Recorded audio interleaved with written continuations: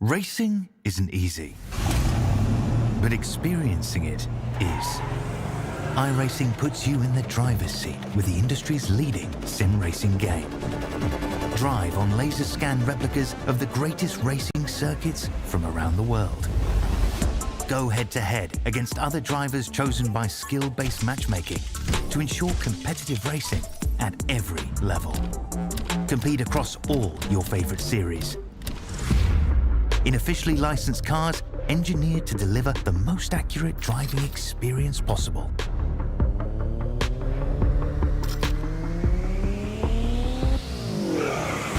Join a race or host your own with players from across the globe. Race against the computer or in a league with friends. Feel the thrill behind the wheel. Visit iRacing.com.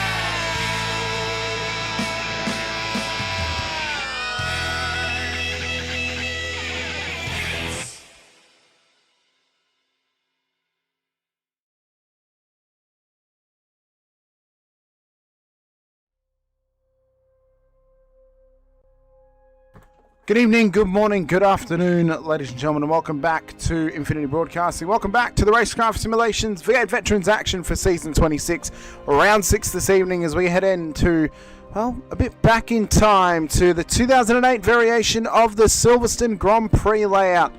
We're here for the Split 2 action this evening. Hamish Munro here with you alongside Brett Fisher as always. And as we come into the second half of the season, it is crunch time. It is make or break kind of rounds for this season, as the midpoint of the championship is often the momentum swing, which in where we find ourselves trying to push through towards the finale rounds of the championship. Brett, we come into tonight, 2008 variation of this circuit, in my opinion, the best layout of Silverstone. I think it's only gotten worse since they changed it. And I think tonight we could be in for an absolute cracker. We're in Europe for what is one of the final times this season before we head over to the US for Sebring next week for our Enduro round of the season. In fact, we don't return to Europe at any point now for the rest of the season. We go to Sebring next week, over to Asia for Suzuka, and then back to the US and Canada for Miami and Circuit Gilles Villeneuve as well at the end of the season. But I'm excited tonight, Brett. It's a fun time when we get to go racing at this variation of Silverstone. I think it's the better layout, not just in terms of general racing, but I think it's also better suited to these supercars as well. Yeah, well, I hope you got your crackers and cheese ready, because you're going to need it, and get yourself sorted with some drinks, because tonight is going to be intense. I just have a feeling. Hamish, things are starting to heat up, and the pressure cooker is been on simmer for a little bit now. And I don't know, just things are going to go off. I just got that feeling tonight. Yeah, I got that feeling too. I mean, these are make or break rounds of the championship. Now that we're past the first half of Adelaide, Shelby, Power Motorsports Park, Watkins Glen, Catalunya, and Canadian Tire Motorsport Park as well. This is now the make or break part of the season. You want to have a strong run and fight for the championship? Well, you need to start it tonight at Silverstone. You need to continue it into Sebring and then into Suzuka, and then compound your season at Miami and into Montreal at the end as well. We're not too far away, only 5 weeks away, well now 4 weeks away, from the finale round at Circuit Gilles Villeneuve. But we got some great all-timers coming our way. It's Silverstone tonight, Sebring next week, Suzuka. I'm excited for Miami. It's first outing in Vets, and I love Montreal, Brett. It's one of my favourite circuits in the entire world. This is perhaps one of the greatest all-round Vets calendars we've seen for a long, long time. And it's super exciting that we get to experience it all with everyone out there watching with us in the chat as well. We'll get our shout-outs happening in just a moment's time. Looking at the championship standings, Shane Randall taking the lead of the championship with 1 drop round now included this season. 678 points. He leads the championship for the first time with 1 drop round in his Vets career here in Split 2. Reese Degoe, Joel Oosterwol, and Phil Manuel make up the top 4. Gary Buckland inside the top 5. And what I will say is, Brett, if Joel, Phil, and Gary don't have a good run tonight, we may be looking at 3 drivers who are becoming a victim of the mid-season momentum swing, in which those guys have been swung back and more drivers have been swung forward. The likes of Burns, Heddersheet, Kittis, even yourself, Brett, and Scott Weston could be on the forward swing, while those guys are on the back swing at this stage. And as we've talked about before, mid-season swings seem to be very prevalent in a lot of the championships. We talked about Kittis last week. It'd be interesting to see where he comes in tonight. During practice, geez, there were some fantastic times in there, and there was a lot of people not very far away from each other. I think at one point in practice there, and I know that there was different splits, but there was over 30 people within a second. 35 people or something like that. It was ridiculous. And this split is proving to be in itself a very challenging split. It's becoming tighter and tighter. The times are becoming closer. We've talked about that over the last few rounds and things like that. It'd be interesting to see where they all sit tonight. But that is definitely something to watch out for as well. It definitely is. Qualifying is about to get underway. We unfortunately don't have a track map for you here this evening. I don't have one available for the old Silverstone circuit. Draw one. We can talk about it. We can talk about it. We can talk about what are the significant differences between this layout and the regular Grand Prix layout. And for those that aren't aware of the changes that were made back in 2009, after the circuit was re-laid out. So, namely the changes of where the regular modern-day start-finish line would be. Well, this would actually be the modern-day final corner. In this variant, though, there is no start-finish straight down here. There is no pit lane down here either. It's just all open paddock. And then you come up here, and instead of continuing around through what would be normally turn 1, you actually hook left and you run down through Abbey and under Bridge, and then in towards what is Brooklands Corner on the regular Grand Prix layout. There's no hanger straight on here. It's all cut out.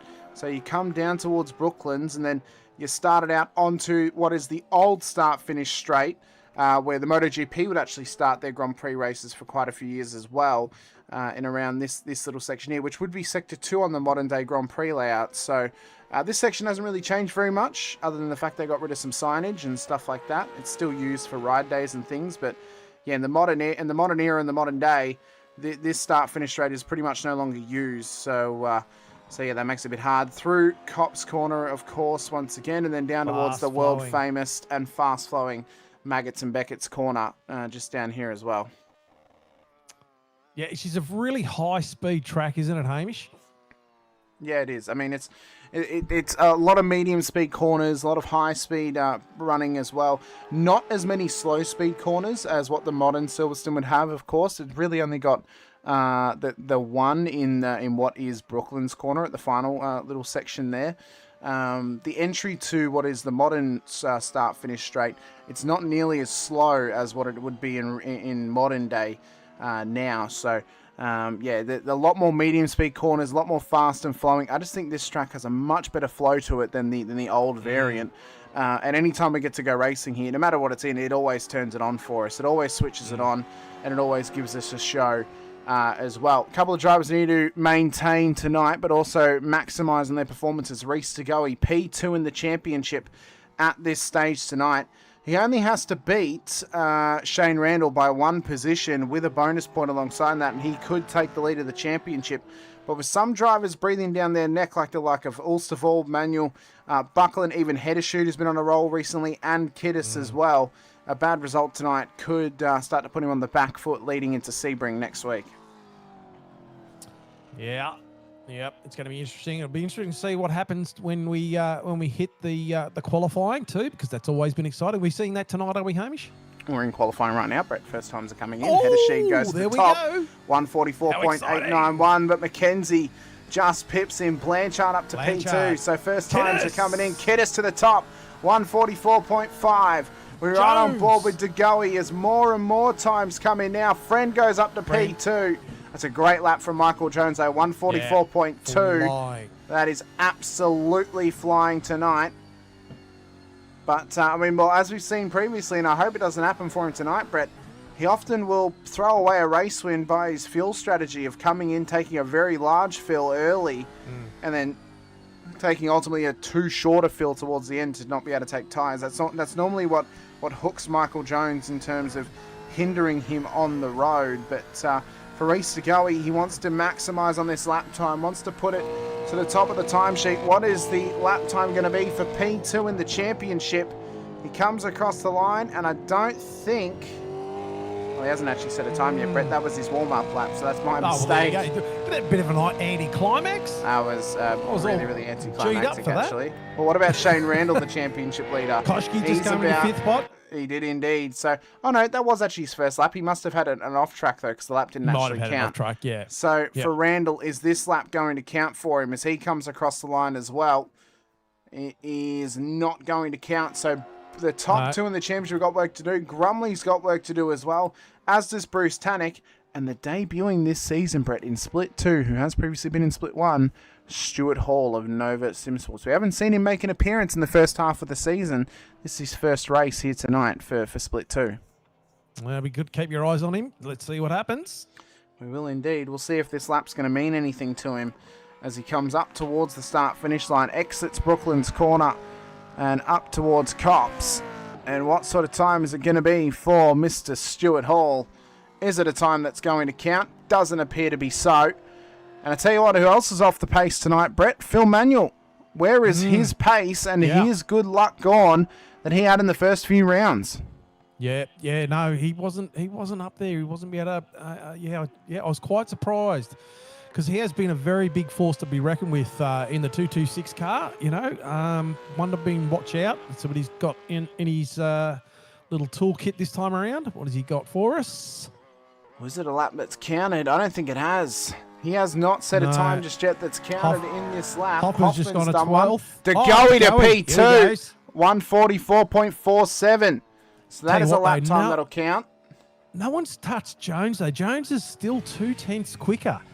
So Jones has put a blinder in at this point. Well, Randall's on all personal best sectors at the moment.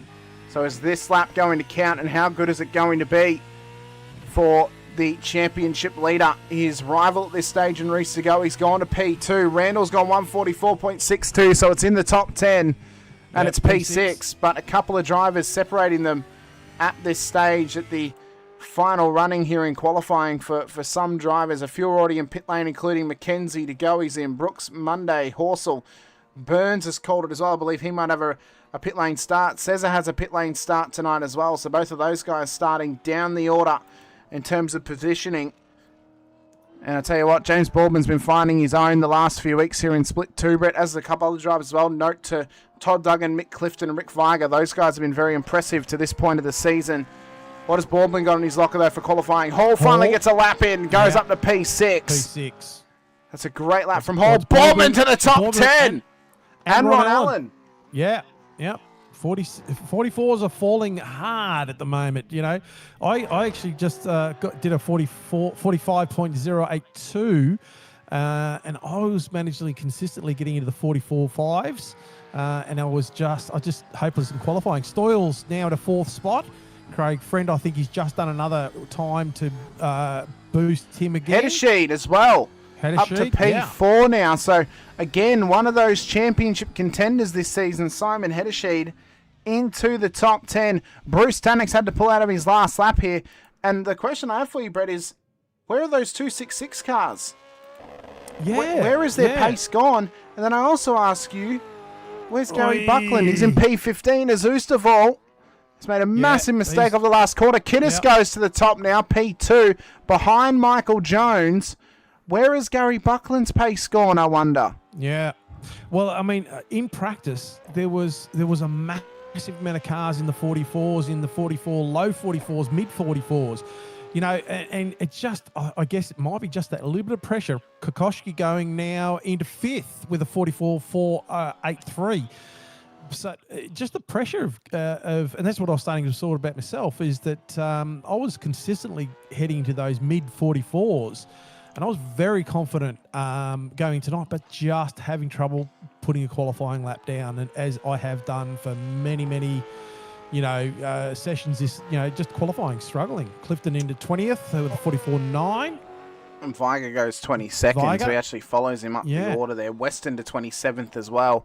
Brett Taylor will have his final attempt finish out as the checkered flag comes out. He's actually going to pull into pit lane, so he won't finish it. We had Matty Stoyles in the chat earlier on as well. It's great to have Matty joining us here tonight. We've also got hi all in the chat. Sim Demon Kadzi in the chat. That's a very nice username. You should open for the UFC, Brett, apparently, for your little intro that you put into the chat earlier on. And of course, you often get out there hyping up the punters for us, which is great to see. Get them all fired up. Yeah, Sean Palmer as well, and the Ukrainian the Ukrainians are out there with us too. So great to have you guys watching with us. Sando's in the chat as well. Sim Racer HQ G'day, out there too. SSB Red 17. Love both layouts. Silverstone is one of my favourites. Well, everyone has an opinion. My opinion is I still think this is the better layout of the two. I'm not a massive fan of the newer layout, if I'm honest with you, but it has thrown out some good racing, I will agree, which has often been great to see. Qualifying complete here at Silverstone. We've got 40 laps coming up. We do indeed. It's going to be very exciting. So, I think there was a lot of drivers there that can put some decent times down and didn't get their qualifying as they would have liked. I mean, yeah, they didn't quite get the times in that they may have hoped for, but now it's going to come down to the nitty and gritty. 40 laps, 200 Ks. Michael Jones will start pole position alongside Alex Kiddes, Craig Friend, Reese DeGoey ahead of Stephen Kokoschki, and Simon Heddersheet will start ahead of Matt Stores and Scott McKenzie with Stuart Hall and Shane Randall, championship leader, making up our top 10. Ron Allen, Chris Blanchard will then make up the top 12 cars with Steve Grumley and James Boardman starting ahead of Gary Buckland and Roy Clark for the 8th row of the grid. Pete Baxter, Damon Fisher starting ahead of Ben Brook and Mick Clifton then for the top 20 with Bruce Tannock, Rick Viger, Scott McCune and Andrew Hoffman making up our top 24. Joel Oosterval, Brett Fisher starting ahead of Scott Weston and Todd Duggan with Matt Monday, Derek Lovegrove starting ahead of Jeremy Bush and Phil Manuel. Oh, well, what could have been for Phil Manuel tonight? We'll have to wait and see what's going to happen to him in the race. Mario Reale, Brett Taylor will start ahead of Sean Cullen, and Brett Horsell will be the last of the qualifiers here tonight. We didn't see Halil Cesar or Paul Burns setting times in qualifying. They both have pit lane starts, so they'll be starting from pit road this evening, Brett, in the hopes that they can try and put together a perfect race out there, a perfect lap out there too. And I suppose we could say that the strategy probably should be for those guys, as soon as they reach the train, get in pit lane and try and keep the clean air, because ultimately Silverstone is one of the worst tracks on the calendar for overtaking. It's one of the easiest, though, to defend position. Definitely. And also, have a look at this start. Everyone's starting on a turn. very, very hard to get the cars loaded up and nice and cleanly to get away. We'll see how they go when the lights turn green here at Silverstone. Get ready and get excited because this is going to be a fantastic race. I just have that feeling in my loins. Yeah, well, we know that... Don't ask me what loins are, but, you know, hey. Don't ask you what the loins are. Well, we know that this week, interestingly enough, Pete Baxter did the SG1 training session this week for Silverstone. So Pete may be someone to watch tonight to try and get a good result in. It's worked out for him well thus far. P17 starting on the grid tonight. He did well.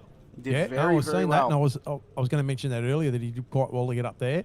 But as I say, like, there's a lot of drivers further back down this field that I would have expected to further up the field, you know. But so, yeah, anyway, is it overcooking it in qualifying it? Well, maybe. I think one of the hardest things that's going to maybe hinder the drivers tonight is starting on the bend, starting on the corner. That's going to be quite a challenge for them. If you're outside the top 10, forget trying to get a good start. Just make sure you keep the thing on the straight and narrow. That is going to be one of the difficulties here tonight for this racing start. We're just waiting on a couple of drivers to join the grid, including Kiddis, Stoyles and Allen. And for Burns and Cesar as well, we mentioned they'll be starting from pit lane. Are we going to see carnage, you know, on that first turn? Is everyone going to get through? You know, that's a high-speed corner, although it won't be as high as is going to be during the race, but still, you know what happens on first corners. It's often pure chaos at turn one. And you can see the long run down towards turn one as well for these drivers as the lights are about to go up for them. And they're all going to get themselves prepared. Revs rise at Silverstone. We've gone back in time, and now we race into the future. Friend with a horrid race start off of the second row, but it's a great start for Kiddis and for Jones down towards turn one. Leads the way does Michael Jones. Kiddis to going, Kokoschki and Friend the top 5. Stoyles, Hedesheed, McKenzie, Randall and Hall the top 10. And everyone is trying to be on the move early here. We've seen that Tannick's already up 5. McCune's up 5 as well. Viger's up 2. Oosterval up 3. Weston, Monday up 3 as well. Boardman up 2. And then a couple of other big movers towards the rear end of town as well. Taking advantage of the race start. Keeping it nice and tidy. Keeping it nice and clean, Brett. But most importantly, getting themselves some free positions off the start-finish line. That's always important. 100%. It looks like a relatively clean start at this stage. Didn't see what happened if there was anything happening down the back of the pack. Missed all that. Well, I've had no reports. I've had no reports at this stage. It's all coming up nice and clean, which is good to see. Cesar and Burns have left pit lane now, by the way, so they've made their start 12 seconds off the back of the train. So as I said, I think as soon as they hit that, that less than 1 second mark on the back end of town, they've got to come in pit lane, because ultimately, Brett, they're going to be driving faster than those cars that'll be battling amongst the whole pack. Yeah, and coming in early and getting the undercut done, that's going to be a huge strategy for those guys to try and undertake. Look at James, though. He's got nearly a second out on Kiddis at this stage. So, and I noticed in practice he was absolutely flying. He had that car hooked up, and it was just motoring along. But Kiddis in second spot at the moment. Kokoschki about just on half a second back, but look at that little train starting to compact a little bit there. And we're going to get some good racing all the way down the list until Brett Horsell, I think, will we get our first little gap. No, back down to Paul Burns, I think. So have a look at that train. That is absolutely huge. Jones going the fastest lap so far of the race with a 151.66, but that will soon fall. I'm sure it will as they run through Maggots and Beckett's once again. I'm noticing some more blinking issues for Mr. Damon Fisher. Boardman and Blanchard going side by side through Maggots and Beckett. That's a big game, and then bang indoors they go. Watch for Grumley in behind him as well. Little knock. Oh my God, he gave a little knock there to Blanchard. That's dropped him spots. It's getting intense back here in the battle for P11, and it's on between them. That hurt Grumley big time there. It was just unfortunate because wow. That's really put him back. That's hurt him big time there. Here we go. They're almost staggered 3 wide down there, Brett. Buckland wanted to go at it, but he realised the sort of nuclear bomb he could be facing amongst this train and battle pack. Watch for Tannick as well. We know he can be aggressive off the start. McCune would love some spots. He can. He can indeed. He can put it in places you don't want to put it in, but, hey, that's racing's racing, That's exactly right. So right on board with Blanchard, down through and under the bridge Love corner. this section track. Oh, it's a Love great it. section, Brett. Fast flowing. You know, if you get it Oh right. no, Pete Baxter. Pete Baxter. Baxter's off the road. Pete Baxter is off the road. What's happened there? He was in and amongst the back end of that battle pack with Grumley and Brooke back there. Brett, you were in the front seat. Do you remember what happened to him? Yeah, all I remember... No, I don't actually, because all I remember was I seen Baxter sort of shooting off into the distance there. And then I seen Grumley sort of like have a bit of trouble and head back towards us, but it all happened too far in front. So, yeah, that looked big. Well, Michael So Jones, 144.47, 1.5 second gap already. He is absolutely flying. If he can put the strategy together tonight, there may be no stopping him here out at Silverstone. Alex Kiddis wants to try and get himself a second race win in his Split 2 career. Kokoschki still waiting for his first. Yeah. DeGoey's had one before. He wants another one. He wants his first for the season. Friend's been fast. He has. He's been very fast. Stoyle's impressive tonight. Header sheet as well. A little bit of a dark horse for you, maybe. He's yet to win the Split 2 title, but I think he's always been capable of doing it. The words I often said, Brett, was if Simon Hedersheet could put a full season together, he'd win the Split 2 championship. And right now, I don't believe he's missed a race this season. So he's up there. On for a bit of a run. He could be. But have a look at the battle pack, though. I mean, Blanchard, we've got a bit of a gap there. DeGoey's only got a second there. But, you know, there's some big... Oh, Damon blinking out again. But, yeah, there's huge battle packs right within this. And so there's only really... The biggest gap we've got at the moment is back on Blanchard and Allen. Other than that, they're all fairly close. Grumley dropping a little bit further. He was close to Brooke, but Grumley's dropping slowly back, 1.7 at the moment. You can see as well that second train that was forming is continuing to heat up now as well. We're on lap 3 of 40 here. I wonder how many early stoppers there'll be tonight, Brett, because, of course, critical lap tonight, lap 6. So, you know, pitting before lap 6 obviously gives you a little bit of bonus. If there is a safety car, you'll get another free pit stop in. That'll get you to the race end with, you know, of course, 2 CPSs across the evening, 2 compulsory pit stops. Steve Grumley's in pit lane. Grumley in. Wonder if this is a drive-through penalty. Yeah. I wonder if it is too. Phil Manuel in pit lane as well. Craig Friend has just gone off the road, but he's managed to rejoin just before Maggots and Beckett. As Kokoschki now has finally struck on a move for Alex Kiddis' position here for P2. DeGoey wants to go at it as well. Michael Jones is racing the regular Grand Prix circuit, Brett. Wow. That's how far ahead in the future he is from these guys. Yeah. 3.2 seconds away. He's flying. Absolutely flying. Yeah. Kokoschki gets the job done. DeGoey could not quite get a run through just yet, but he'll be hoping for an opportunity.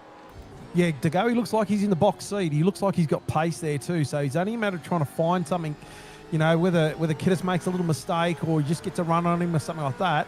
But DeGoey looks like he's very racy at the moment, looking for an opportunity at any point. Of course, he wants to go back to Split 1 as Reece DeGoey, but he wants to take a championship with him. He missed out on it last time when he went up. He wasn't quite close enough to the title race come the end of the season back in season 24. Needed another win to his name, and that would have helped him in that season. But for Reece, we know he's got pace, we know he's got hunger. He's a fast Kiwi, and he's really closing up on Kiddis. Yeah, close up on Kiddis in those really tight sections. So he's got the read on the car there. Let's see where he gets on the exit onto the front straight. Well, is it a straight? Not really, but okay. Now it's a straight. I don't understand why a little bit wide. I don't understand why the start-finish line isn't up where the lights are on the bridge. As running it wide goes Kokoschki. Kokoschki's just run it wide. This is going to allow Kiddis and DeGoey back up to him here. That's a crucial mistake down at Cop's corner. Would he get a slowdown for that? I don't know. I'm not sure where the slowdowns are on this track, Brett. It'll be an off track because he's extended. I don't know if it'll be a slowdown. Yeah, definitely an off track. Doesn't look like he's backed out of it at all there. In fact, he's actually put a little bit of distance on Kiddis there, but that was a big mistake. Really big mistake. And sort of Kokoschki's been fast, you know. So, I mean, look, all this other pack behind them too is closing up. So now all that one pack goes all the way back to Damon, and then there's only 1.5 seconds to Rick. And then there's another little train there. So a lot of battling going on. I'll tell you what, this early gap Grumley for... in pits again. Yeah, he's in again. So he's actually in, and I think he's actually parked at the moment for a pit stop here at this stage. The thing that's working in the favour here of Michael Jones is the more gap that he builds, the bigger pit stop he can all of a sudden take for free. So he could run a 4-second longer stop, nearly 5-second longer stop than Kokoschki, and remain ahead of him at this stage. That is an equalisation of 10 litres of fuel. He could take 10 litres more right now, come out ahead of Kokoschki, and he would remain in the effective race lead. As Andrew Hoffman's running a little bit wide back there in his battle with Jeremy Bush, it seems. We're coming up towards the end of lap 5 now. So what's the strategy going to be for some drivers? As Shane Randall, championship leaders, coming into pit lane. So's his teammate Boardman. They don't want to be stuck in this train, Brett. Could be big brain strategy play here to try and get them forward, knowing how tight the battling's been. Damon Fisher in, but that the blinky bill is continuing to plague him at this stage. Definitely plaguing him. Yeah, it sounds like a venereal disease, doesn't it? The blinky bill. Paul Burns, Halil Cesar are both in as well. So remembering both these guys started at the back, they've actually caught the train now at this point too. So now they've come into pit lane. I don't know, how would you catch a blinky bill? Oh, just go swimming in the wrong hole. That'll be the problem for you. Oh, Jesus. Right, back to racing. So Kiddis under fire from Degoe, and as we said before, look out, Hidashid is beside. Dealing with the lap traffic of Steve Grumley. So Grumley's come out of pit lane, a lap down on the race leaders. This is a massive loss now after that drive-through penalty that he has recently received. He'll be kicking himself. He will absolutely kicking himself there. So we'll watch for the pit stops now coming forward. Looks about Randall and Boardman have taken roughly around about 40 litres in their first stop. So they're trying to maintain track position, it seems, by taking a little bit less than the split. Split fuel tonight was roughly 53 to 55 litres, depending on the fuel usage. So those guys are trying to take a slightly more, slightly less now, slightly more later to hope and take track position and maybe build some gap. I think it's much better than trying to bury yourself in the field, Brett, and ending up in the traffic where you're not going to gain much time. 100%. It looks like Kokoschki's Mackenzie going in for Kokoschki in, yeah. And Mackenzie, I saw him dart in as well. Look at me starting to learn whose cars are what. Look at you. Blanchard in as well. Oosterwall in pit lane too. Oosterwall. Sorry if I get your name. Who knows? Who knows, Brett? Who knows? But these guys are all in pit lane now, so we'll see how this looks for the rest of the field going forward. But at the moment, Michael Jones, look at the gap. 6 seconds flying. This is his to lose. That is the gap that he's built over Alex Kiddis.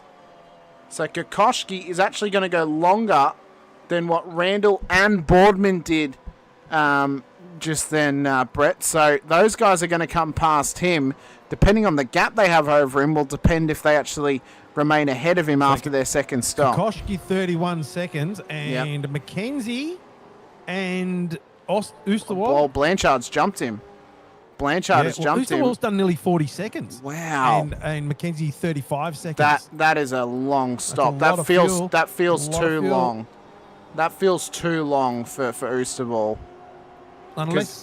Unless he's got a penalty speeding in pits. Or no, because it'd be above 40 seconds if it it'd be above 40 seconds if that were the case. Roy Clark, Scott McKenzie battling away. These guys have already pitted in this race. Paul Burns is just in behind him, and then there's Halil Cesar and Phil Manuel as well, who's having a really forgetful night at this stage. And at this point of the season, Alex Kiddis P2 has got a world in front of him to try and chase down Michael Jones with Reese Degoe hot on his heels and hot on the heels of trying to lead the championship outside of this round as we begin lap 8. Well, so Degoe really, all he needs to do at the moment, I think he's sort of sitting in the box seat. He knows he's quick, the car's quick. He's just got to sort of just play this as it comes. Don't be too anxious. Don't overdrive it. Just let it all come to you. I mean, Jones is just, he's in a different universe. So really, I mean, Degoe's battle is only with Kiddis at this stage, and that's all he needs to worry about, I think, at this point. But, we'll see what happens later on the race. Weston in pits. We will indeed. Scott Weston has now come in as Gary Buckland just in behind Ron Allen here. Stuart Hall, Bruce Tannock, Scott McCune in behind him as well. And the real game plan tonight, Brett, I think, and the real strategy play tonight is the key battle. It's the battle of, well, have you picked the strategy correctly? Have you strategized correctly? Have you come in at this, the right time? Have you stayed out for too long, or have you come in too early? The balancing act of the strategy tonight, that is, I think, the biggest key to success here. And picking that strategy correct. Looking racy here. He is. He wants to move on Lovegrove. Picking the strategy correct is going to be a massive key factor. Yeah. And if you can win this race. Need a good pit crew, or you need to be quick on the numbers.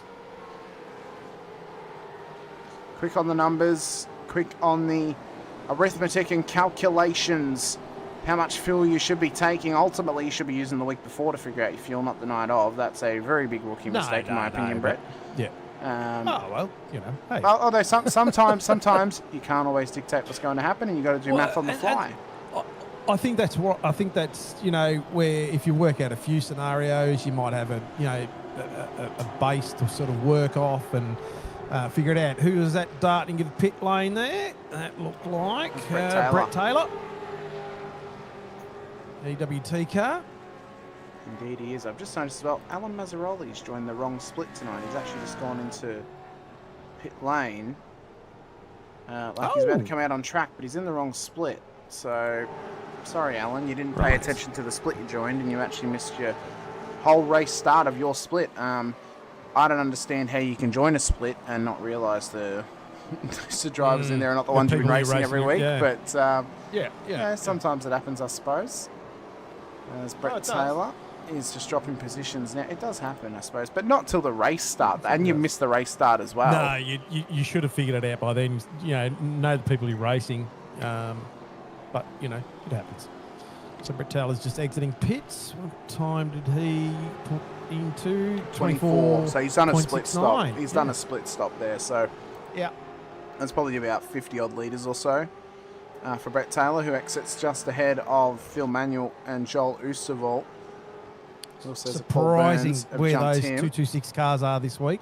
Even Damon Fisher, like his time, he was flying, just couldn't put his qualifying in, popped him down the back. So where we have talked about the 226 cars, they have been fast on all the track, really threatening. But tonight, not so much.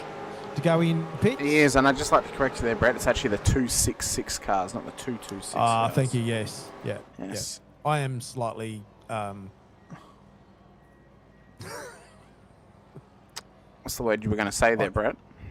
No, I can't say that. What I was going to say.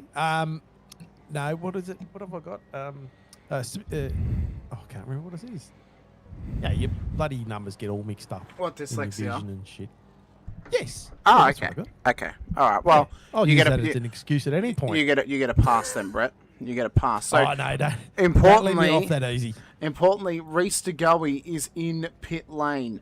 So the important factor of this is he's actually about to be passed by Randall and Boardman. They've both jumped him in pits, and they've undercut him. 4.5. Yep. So they've only given up.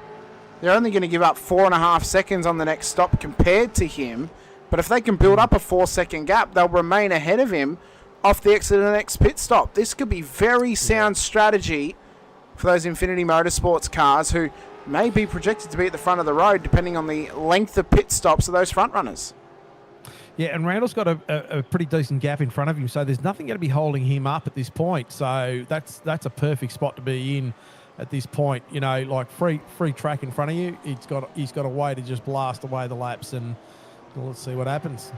Jones got still that 7.5 second gap. Ridiculous. Back to Stoyles, 1.5 from Kiddis. Yeah, it's crazy.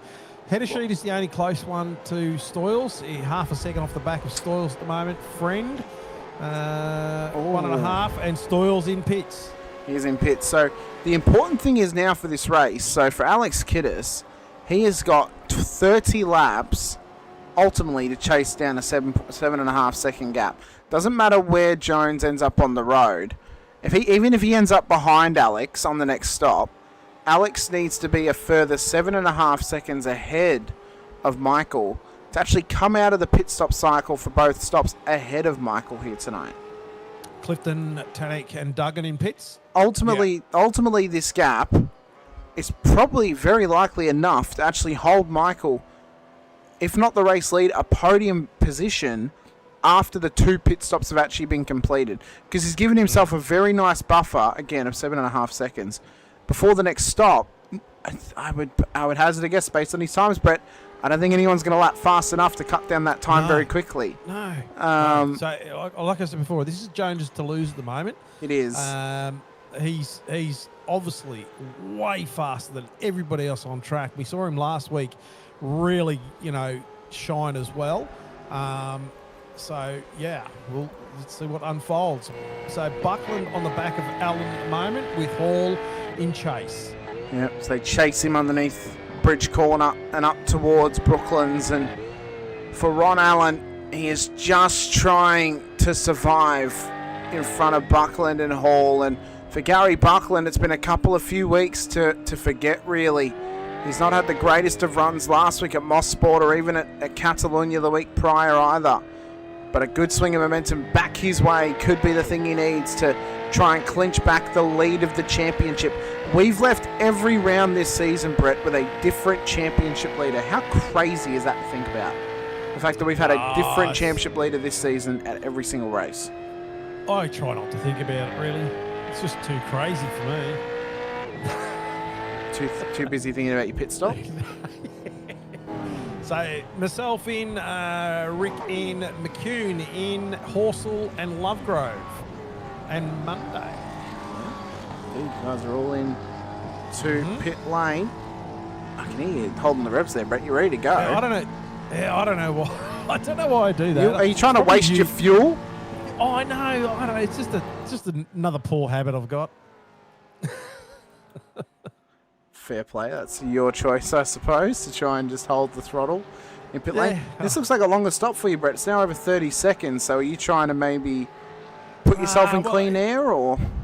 Well, I was trying to put myself in clean air and just take a fraction more fuel, so I had a slightly shorter stop for my next one. I don't know whether that works or not. So anyway. I think it's very track dependent. I think it is very track dependent. I'm not a good strategist, if you haven't noticed. I think with this track being so difficult to pass at, I don't know if it's worth the strategy of giving up track position to take more fuel on your first stop, because it is so hard to filter through the traffic. I think it's probably one of the hardest tracks this season to do that.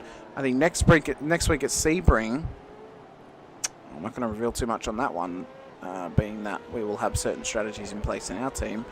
But Sebring might want to think about it. Front 3 are in, so is Friend, so is Buckland. Allen will continue on. So now we need to focus back on Randall and Boardman. Are they going to jump the front few who they've tried to undercut in this race? And are they going to be in the top 2 seeded positions based on prior to pit lane traversal? This might be close for them. Time will tell. Time will definitely tell. Just like a watch and a clock. Yep. We've already got so many chats out there. We've also had Mr. Scott Weston in the chat with us and Damon Fisher as well recently too. Sean Palmer put in the chat earlier on, higher from the 33rd, 47th and the 108th Air Brigade. 45 watching, all waving. Messages from Uncle Hoff during the week was like listening to a whinging pom. No truer words have probably ever been used to describe Mr. Andrew Hoffman. That's a... I kid, of course. I joke, of course. But I'm going to leave that alone. I'm just going to put. I'm just going to feed the weight of this moment right now. Shane Randall, James Boardman, and Reece Tagoe have jumped those front runners in pit lane. Yeah. Simon Heddersheet has actually come out ahead of all of those other guys who just came in. So Heddersheet could be on for a great finish here tonight if he plays this strategy to his benefit. The problem for Randall is he's got to try and gain 4 seconds over Reece Tagoe to remain ahead of him after pit lane. What's up with Jones? Why is Jones so far He took a 44-second stop. He took a full 44. fill. He took a full fill. Right. Okay. And I think, unfortunately for Michael, he may have just thrown this race win away, Brett, by doing that. Yeah, that's because that's the problem tough. now Like, is it he's was put putting himself right. he's put Yeah. himself right in the mid pack, and he's put himself amongst where drivers can often get into some little incidents or start to hold each other up.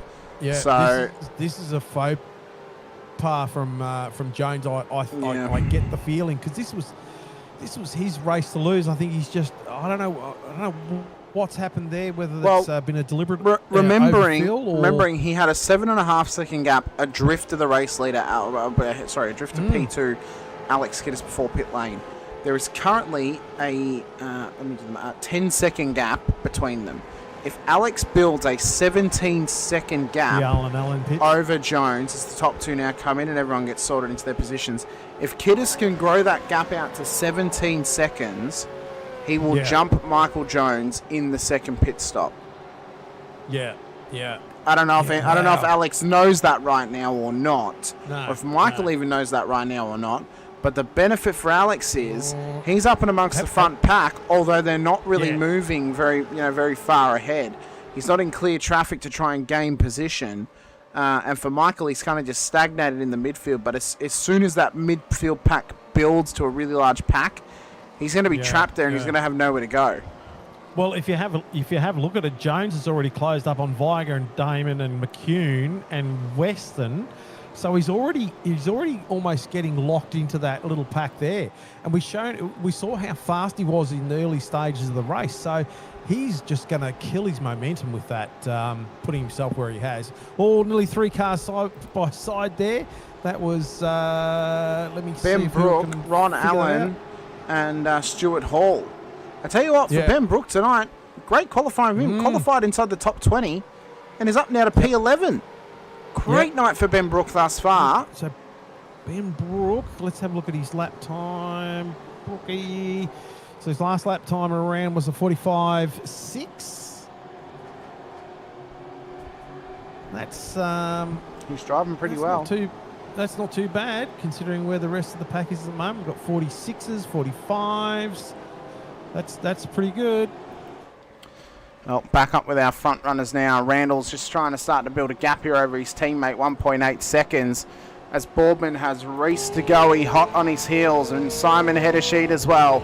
And I wonder if in the back of his mind he's got to start playing Great Wall of China here, just try and hold them back, slow them down, and allow Randall to build up the 4 seconds that he needs ahead of them to try and exit pit lane on the next stop in what could be the race lead position in this race tonight. That was a clatter, Brett. What happened? Oh, sorry, no, that was the ice in my drink. Like that. I see. Gotta keep hydrated. You gotta keep hydrated. It's a hydration session for a reason. Oh, it certainly is. I tell you what, I'm really impressed at the moment by Simon Heddersheet. This is a great run for him tonight. Up 2 spots to go. He's doing an exceptional job as well. But talk about Matt Stoyles. Up 2, started inside the top 10. What a drive for Matty Stoyles at the moment. This is a great effort from him tonight. And James Boardman up 12, but he did take only a 19.29 second stop. But that's pushed him fairly high. Again, the safety car comes at the right time. He could be in a solid position to try and gain something out of this now, going forward. So, and again, got himself track position, has stayed out of the midfield battle pack. He may get positions by proxy just by staying within a clean part of the track, more so than one where the battles are getting a bit feisty. Back, in that giant train of orange from Chris Blanchard down, or even Ron Allen down, in fact. So Boardman just doing a 45.6, where Randall did a 45.5. DeGoey 45.7. Heddersheet 45.7. Stoyles with a slightly faster lap of a 45.4. So, yeah, interesting stuff. The pit stop times as well. So we can see the variation. Majority of the field going for the split stop strategy, it seems, for the first stop here tonight. That seems to be the more favoured stop choice here at Silverstone this evening. And maybe the betterment choice as well, possibly. Yeah. Well, Tanik's got a fairly decent fill there with the 34.4 second fill. Oh, it doesn't come Clifton close with to the 31. Doesn't come close to Michael Jones at 44.8. No. I think Michael needs to learn that he can adjust his fuel before he actually comes in pit lane. He doesn't have to take the full fill. Because, I mean, you look at where he is right now. Ultimately, Michael is stuck right now. He can't go anywhere. Oh, yeah. Yeah, No, he is. Look at all the cars in front of him. That's probably 3 seconds of his 7.5 second gap that he had over the field. Yeah, and he'd just be bleeding time right about now. You know, well, the gap to Kittis has actually not grown. It's still 10.8 seconds, so it's actually stayed where it is. Yep. Well, I mean, look. Hopefully for Jones, it all works out in some matter of fact, but we'll find out later on in the race. But it's just interesting. I'd love to know from Jones whether, was that a deliberate, ploy, or was that just a mistake, or something else happened. So be really love to sort of get the feedback from that. Looking at the current position gains as well. Western up 14, Cesar up 13 at this stage after starting from the back of the field tonight. Boardman up 12 at this stage. And that's one thing we haven't highlighted tonight, is those drivers necessarily who did start from the back and how they're going. Halil says it's just on the tail of you at the moment, Brett. Paul Burns up 10, it's just a few positions ahead of him. So lap 17 of 40. I tell you what, Brett, I'm very excited for next week's race. I'm very excited for Sebring. I love Sebring, big Sebring fan. Can be a bit boring at times, but what I'm excited for next week is the fact that it is an endurance race. 300 Ks, multiple pit stops, 3-stop strategy is on offer for us next week. The time of day, it's looking to be a twilight race into a night race. So that's all. They're all going to have factors at play for next week as well. It's super exciting. When we get to go endurance racing. I am a believer that we should have 2 300k races a season. I understand why we only have one, but that's just my opinion. Because I think that ultimately it is a great race for the strategy fans out there. Sorry, Grumley's in pits and been in pits for 2 laps. I think he's called it. I think he's decided that's it. Had a shocker. Yeah. I think he's decided so Ron that's Allen it for and him. Stuart Hall doing the fastest lap of their race, a 45.043 for Ron Allen, and Stuart Hall done a 45.392 for their fastest lap of the race so far. It's good to see Stewie Hall in for his first race this season in Split 2, and obviously we expected to see more of him this season, but we didn't see him in the first half, so unfortunately he's come in 5 rounds too late to really challenge for anything, but maybe just get used to the field, get used to the car again, and try and put a challenge in for next season. That might be the thought process for Stuart Hall. 100%. He battles with Chris Blanchard as well. Ben, I tell you what, I still can't believe Ben Brook tonight. That's a great job. Yeah. Up 7, qualified in the top 18 or the top 20. It's a great effort from Ben Brook, especially after the season start that he had, Brett. It's a real heartwarming moment to see Ben have a performance like this in that Frog Leap Juice racing car. Genuinely, I think this is one that definitely should be highlighted this evening. And if he can pull out a result, well, we put him as a contender. There might be a nomination on offer, possibly. I don't know. See what happens. We'll see what happens. Yeah, 100%. I'll just jot his name down. I think it's a good name. I think obviously other names we can think about, obviously Degoe and Hideshi, depending on how they can go. If Michael Jones somehow still wins this race after taking a long-ass pit stop in the first stop, then, It'd be interesting to see how Jones comes out of this. It really, really will. I think they do and a great job. I hope it does work out for him somehow. Yeah. Because, after that start, holy biscuits, that was, that was just next level. So Hideshi looking really racy on the back of Degoe here. He's down a 0.2, 0.3 behind Degoe. So he has got some pep in that car, and he's going to want to try and use it. Silverstone, not a really easy track to pass, but whether a mistake happens or, you just make the right move at the right time, time will tell on that. Overtakes. Drop further back to about half a second. Hang on, Brett, are you saying that overtakes exist? Oh, they do. Can you tell Silverstone that? I can. Scott McKenzie, I mean, it's a hard. by the way, just got this Scott McKenzie down pit lane as well. He took a 35-second stop last time by, so this should be a shorter stop, but it's a long way to go on tyres. 21 it's laps. a fairly long way, yeah. Yeah, for the length of this race, that's a fair whack to go on a set of tyres, but we'll see how that plays out for him. Does he know something that we don't? Who knows? Maybe he does, who knows. Only 11-second stop, though. He left enough for tyres on that one. Yep. Heddersheed's looking racy, though, tonight. It's good to see, and you know, the battle between these two Kiwis, one of the longest tenured Kiwis in the series in Simon Heddersheed, one of the newest Kiwis to the series in Reece Tagoe, both of which have made split one appearances before in opposite machinery, the Camaro and the Mustang, battling for, at the moment, what could be a race lead after the second pit stop, because Shane Randall is not building that gap out to what he needs it to. He needed it at around about 4 to 5 seconds to stay ahead of Tagoe and Heddersheed on the next stop. But it's not looked like it's come about for him at this stage. Nope, it doesn't. Nope. Sorry, I was yawning halfway through. Oh, that's all right. Oh, God. So it's a really tired day, Brett. I'll tell you what, I was sitting here about 2 hours before the race start, and I started yawning. I'm like, God damn, I feel like a nap. Like it just... Get a coffee into you. Yeah. I'm not a big coffee drinker, but, you know, hey. I'm not either. No. No, but yeah, no, so I was sitting there and I just thought, no, it's warm in here. I feel tired. I'm just ready for a kip. I'm like, no, I can't have one. I've got a great race to come at Silverstone. So that's it. You know, and we're here right now. We're here right now. Get your act together. Having a great time as well. Jones closing on Viger. Had a bit of a look there. So I just noticed he's on the timing tower there. He's putting a bit of an effort in here.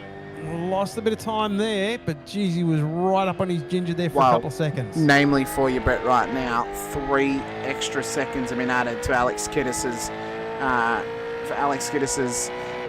gap back to Jones. It's now out to 13 seconds from 10 seconds before. He needs another 4 seconds to try and match Jones for pit exit right now.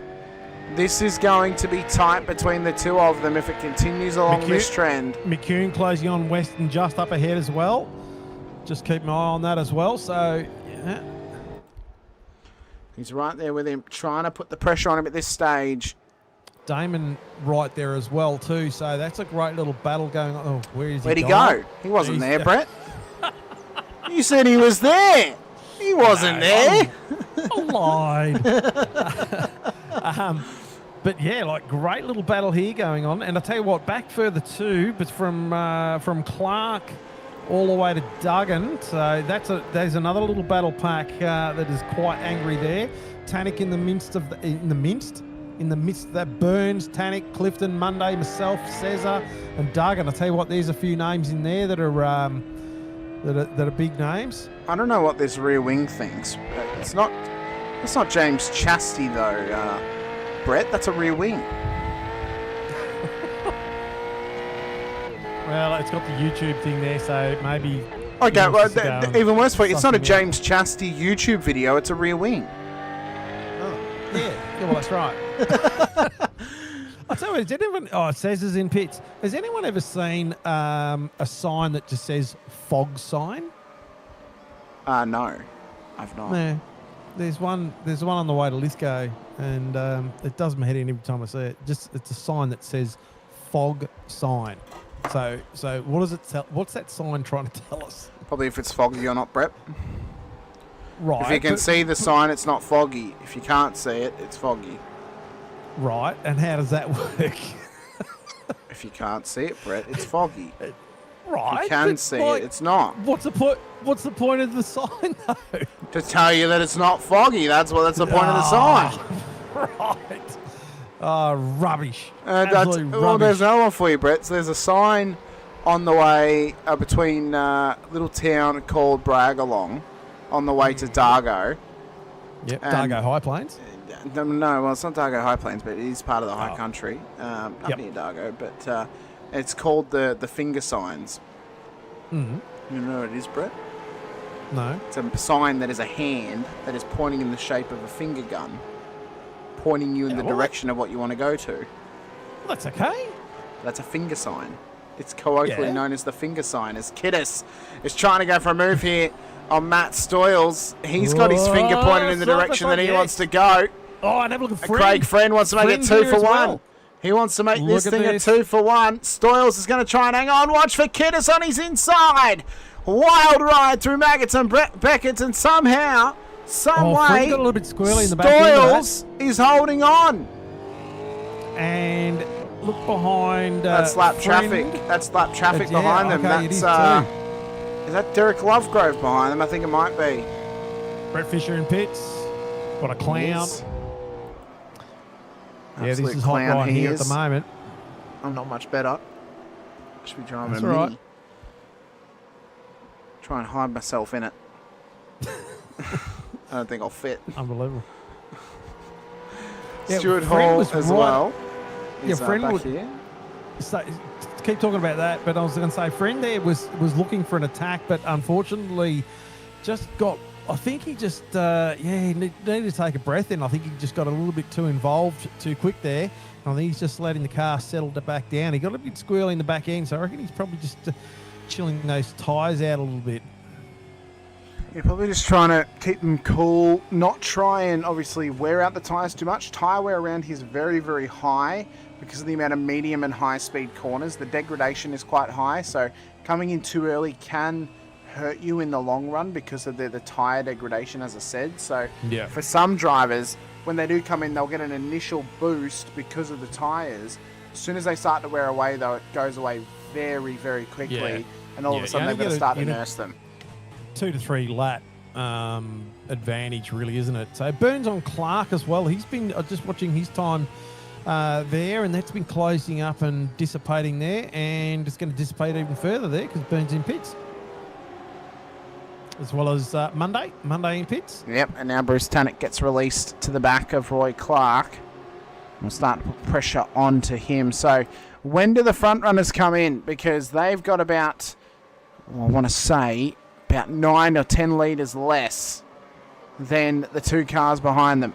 So it'll be at least, I would argue, 2 laps earlier, Brett, that Randall and Boardman will have to come into pit lane. Just how tight this battle can get. Heddersheed still chasing the back of DeGoey there too. It's interesting, DeGoey just sort of falling off the back of Boardman, but Heddersheed really still hounding the back of DeGoey.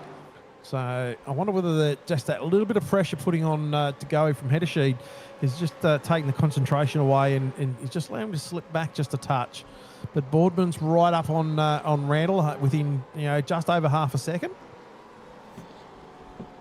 So he's got about a 1.8 second gap back to DeGoey. They've got about 5 seconds back to Matt Stoyles, who's an Alex Kiddis hot on his heels as well, as Fisher is continuing to have this blinking issue right now.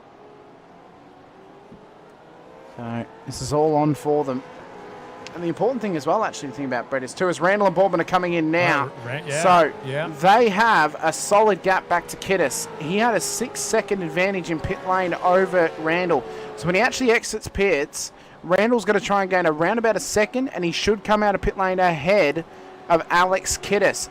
Does that mean he's going to come out ahead of Michael Jones as well? Well, Kiddis at this stage... Jones in pits. He is in Damon pits. in pits. Weston in pits, Brook in pits. So we're starting Hoffman in pits as well. So we're all starting to see our second round of pit stops coming and going. So once we see this field normalise, will we get some sort of picture on what's going to happen further down the track, and sort of interesting to see where Jones ends up when he comes out as well. He shouldn't need to be in there for that long, and there he is away. 9.8 seconds, not enough time to cover tyres, but definitely enough time to cover some fuel. And exiting pit lane, we've just seen that Boardman's actually come out just ahead of his teammate Randall, so he's managed to jump him just slightly on the pit entry and into the pit box as well. So we may see a change of position between both of those guys come the end of this stint, if it goes well for them. They've now got Sean Cullen just ahead of them, who's yet to take a stop. He's up 13 spots at the moment here, Brett, but no worth in Sean trying to battle these guys, and knowing that they just exited pit lane. He doesn't really have anything to gain over them by battling, would he? Oh, not at this point, no. No. Plus, they've also got the likes of... on Randall, he's almost up That's beside him real. there. Oh, That's McKeown, sideways. Reali, and then Mackenzie's gone sideways and off the road. There goes Stephen Kokoschki. Does that all happen here? It is DeGoey indeed. in pits, DeGoey and Stoyles Stalls in are in. pits. They're trying to cover the undercut. They're trying to cover Randall and Boardman's undercut. So they knew that they had to come in within 2 laps of those guys pitting, because they wouldn't be able to go much further, and they don't want to have to risk one more lap. Instead, Heddersheet is going to do that. He's gone one more. So we'll see where he ends up in comparison to these 2 drivers as well after the pit stop. As DeGoey and Stalls are now into the pit box. They might jump them here, Brett, especially with Cullen covering the inside line on Boardman. He's trying to get past. Cullen's not making it easy for him now at this stage.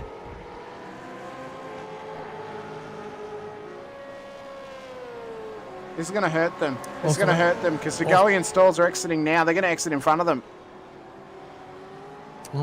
Boardman are having a little bit of a look on the inside there. He's going to want to get on with this. Yep, there's Stalls up the road, so they both jumped them. So this lap not lap traffic just yet, but this unfiltered traffic for pit stops of Cullen has hindered and halted Randall and Boardman's gains of trying to undercut the cars that were behind him before the last stop. Oh, Boardman wants this. It is a hard one though too, isn't it? Yeah, I mean, it is hard because it's still racing for position and stuff like that. I understand what you're saying, but yeah, it's a funny one, isn't it? You know, like we saw that earlier too with the first stops, with some of the guys as well. Boardman looking, he's really wanting to get something done here. Oh my God, bit of contact. Wait a minute, Boardman's not pulling it up. Oh my God. That engine's gone. Oh my, look at that wheel. That wheel is bent straight to the left. He might have broken steering right now, Brett, because there's cars that are in. Heddersheed, Friend, Blanchard, Hall, McCune, Viger, they're all in. Clark's in as well. Yeah, this is going to have to be a safety car where the car's parked, I'm pretty sure. We see that everyone sort of piling in a pit lane. Well, Kiddis has pushed on for another one. Kiddis has just pushed on for another lap. So, for those guys further back... But yeah, that car is not in a safe position. Oh, Jones is doing another fastest lap of the race there too, a 44.266. The safety car has been called. It will be exiting pit lane. Where is Michael Jones? He's come out of pit lane. He's right behind Heddersheet and DeGoey. And this is the battle for the race lead, Brett. This has actually turned into the battle for the race lead because Kiddis, Buckland, Allen, Tannock, Duggan, Clifton, Taylor, Bush, Baxter are yet to come into pit lane. This is the effective battle for the race lead. So Jones was still on the podium, but he's not back into the race leading position. And Stoyles is in this too, being that he's in 4th spot. Yeah, wow. This is livened up. So that has worked out perfectly for Heddersheet to actually come out ahead of DeGoey, not waste his tyres over the next few laps, trying to push them early here, because they're going to warm up under the safety car. Heddersheet's going to be under a massive advantage now after this safety car restart. Buckland and Allen in. Yep, as we would assume.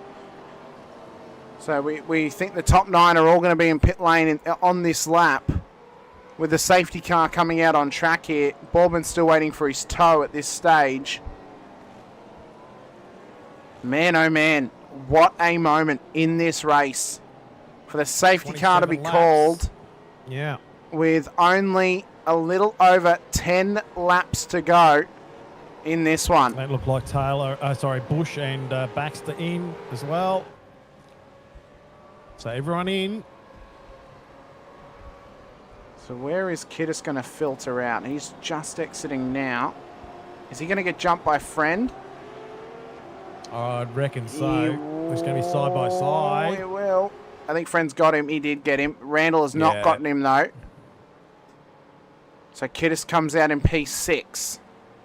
So that is the drop-off for Kiddis. Minus 4 positions in this race and where he started. Jones is down 2. Heddersheed, though, is in the race lead and ready for a safety car restart. It is going to be the battle of the Kiwis in the top 2 spots for a race win, with Stoyles and Friend wanting to play the upset.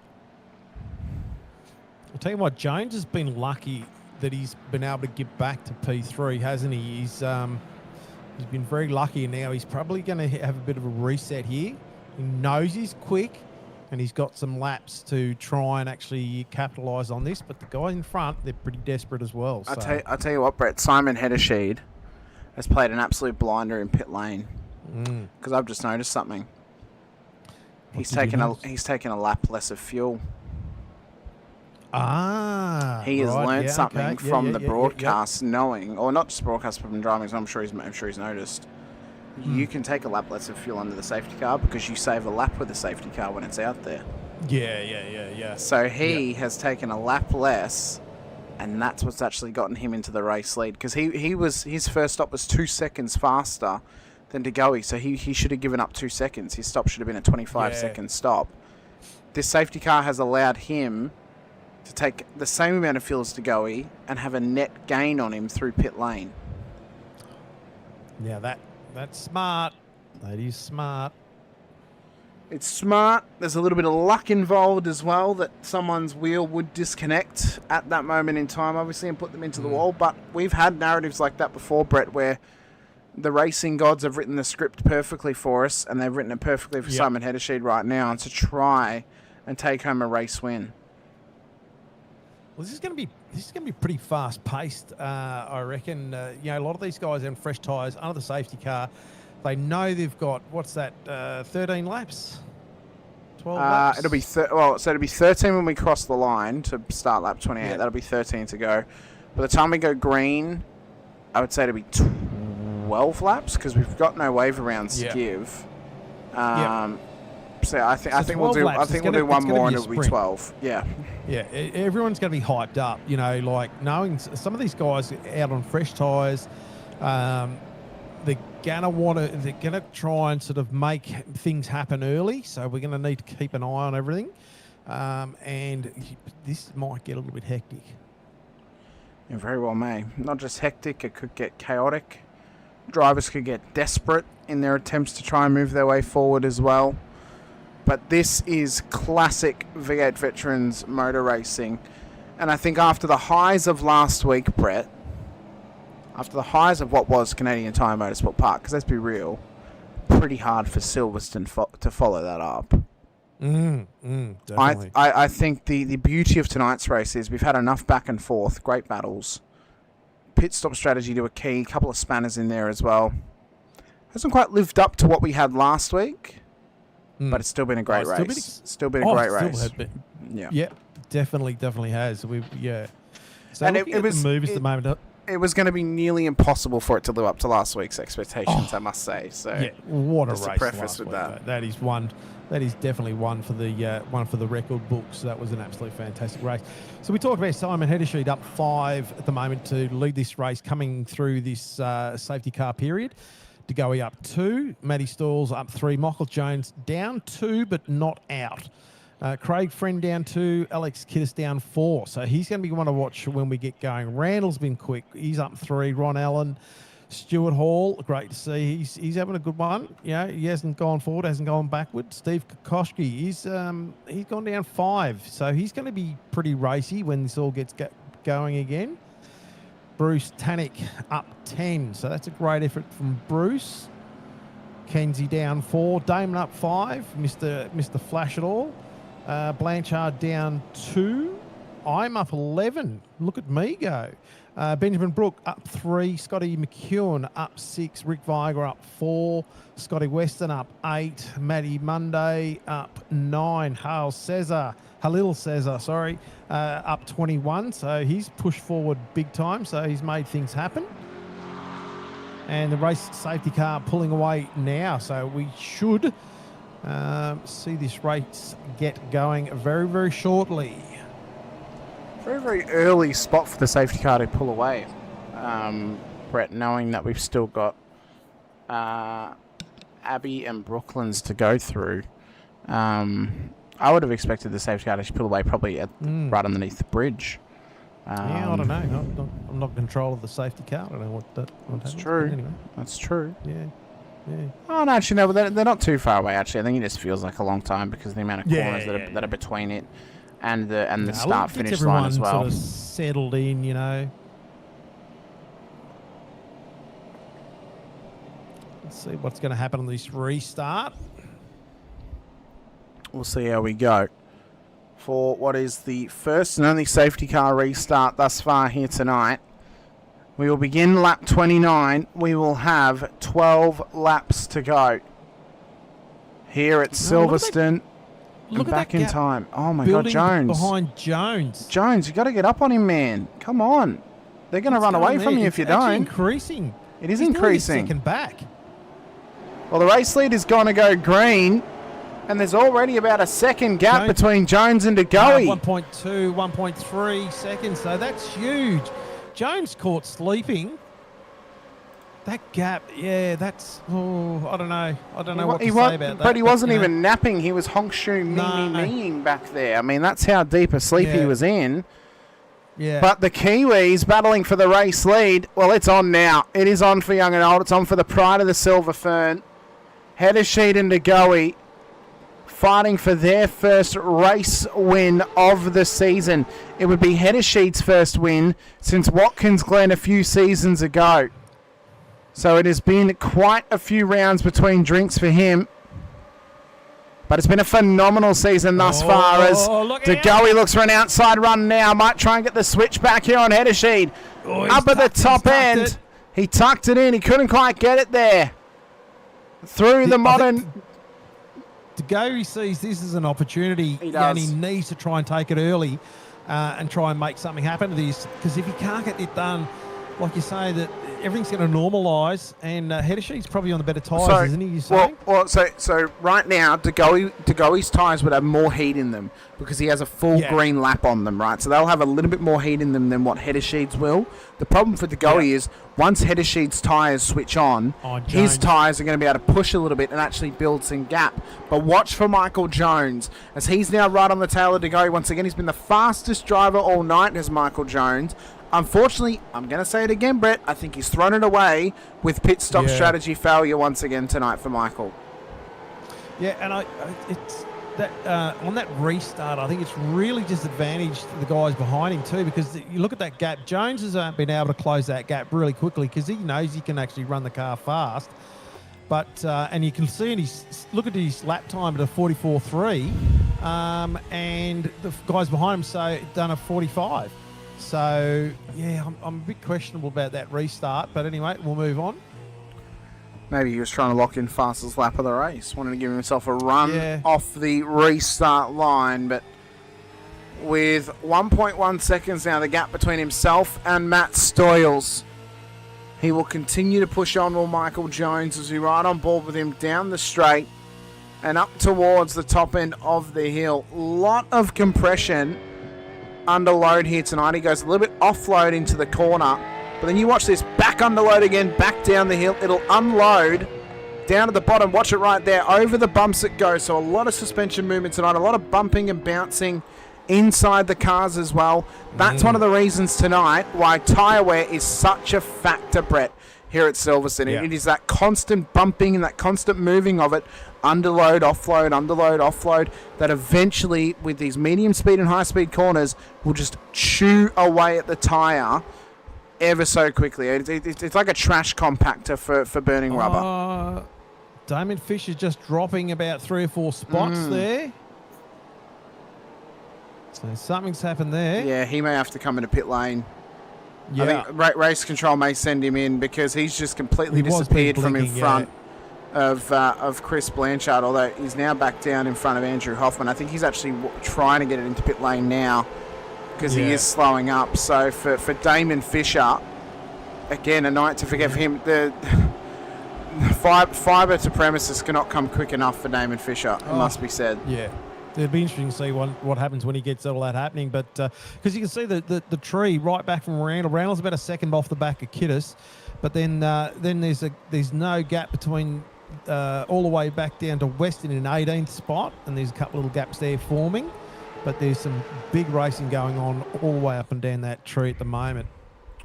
There is indeed. Let us know out there how the stream's looking and everything like that as well. There's been some recent updates to try and get everything working as smoothly as possible. Here we go. Degoe That's on the Degoe. outside. He's trying to smoothly Trying to look make for an his way inside, through. Get the run. He couldn't quite get a switch back there. No. Couldn't quite get it. But yeah, get out in the chat. Let us know how the stream's looking, how everything's going from your end as well. You guys are listening to it first of all, so you guys have got the best eyes and ears over us. Unless, of course, you're not wearing your glasses, then you may not be seeing it properly. Well, you might not wear glasses. Middle-aged men not wearing glasses, Brett, sounds like a bit it of... does happen. It does happen. Very rarely. Hey, listen, you little whippersnapper. I wear glasses, Brett. I know, but hey, don't beg it. Unsolid people. Jones looking racy on the back of the go. He is. So He's looking Jones very gonna want to racy. try and disturb me. Now this is Degoe.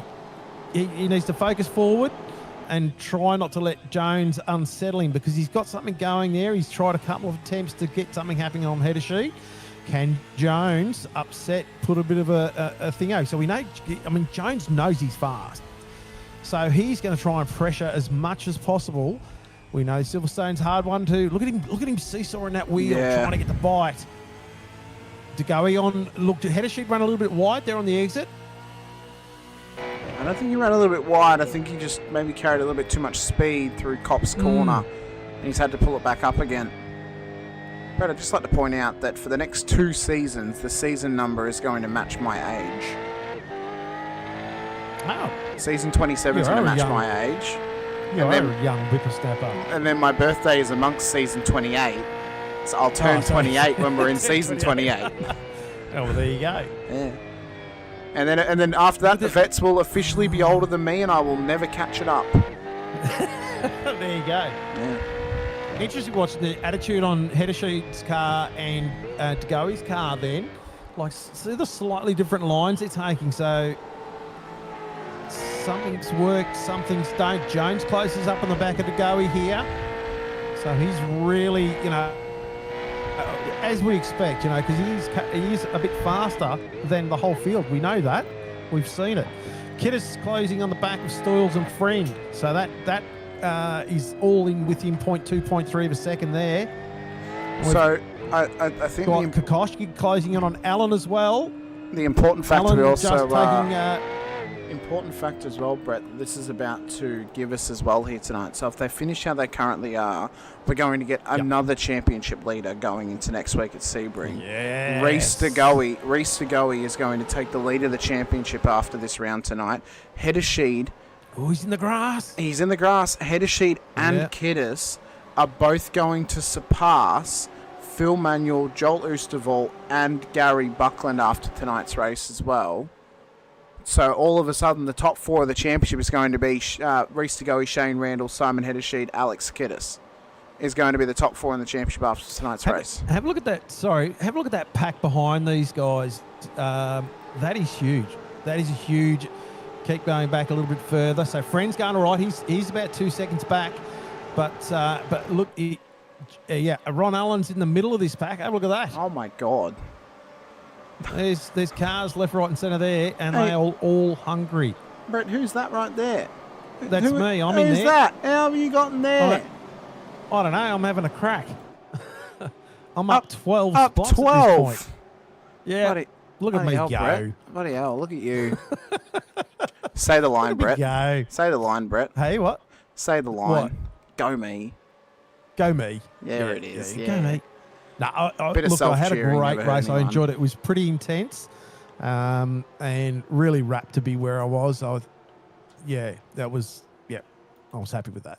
It's a great effort But thus far. this was a great little battle pack. Yeah, but get back up here. Jones still on the back of Degoe, fighting for his life, thinking that, look at that header sheet running really wide there. This could be interesting. Now, Degoe would be seeing this all right happening in front of his eyes. Header sheet coming out very shallow there, but pulling away slightly from Degoe. As well, there is Craig Friend, Matt Stoyles Alex Kiddis as well. They got Shane Randall just in behind them. 7 laps to go tonight. Roughly around about 12 minutes of racing left to go across the rest of this one. I think an interesting point we should have mentioned tonight as well, Brett, is this variation of the circuit's actually slightly shorter than the regular layout that we run today. Modern day layout would find the supercars running at a little over 2 minutes per lap, where these lap times have been roughly in the 1 3/4 minute markers. So it's a roughly 20-second faster lap time here on the oldest Silverstone layout than it would be the new one.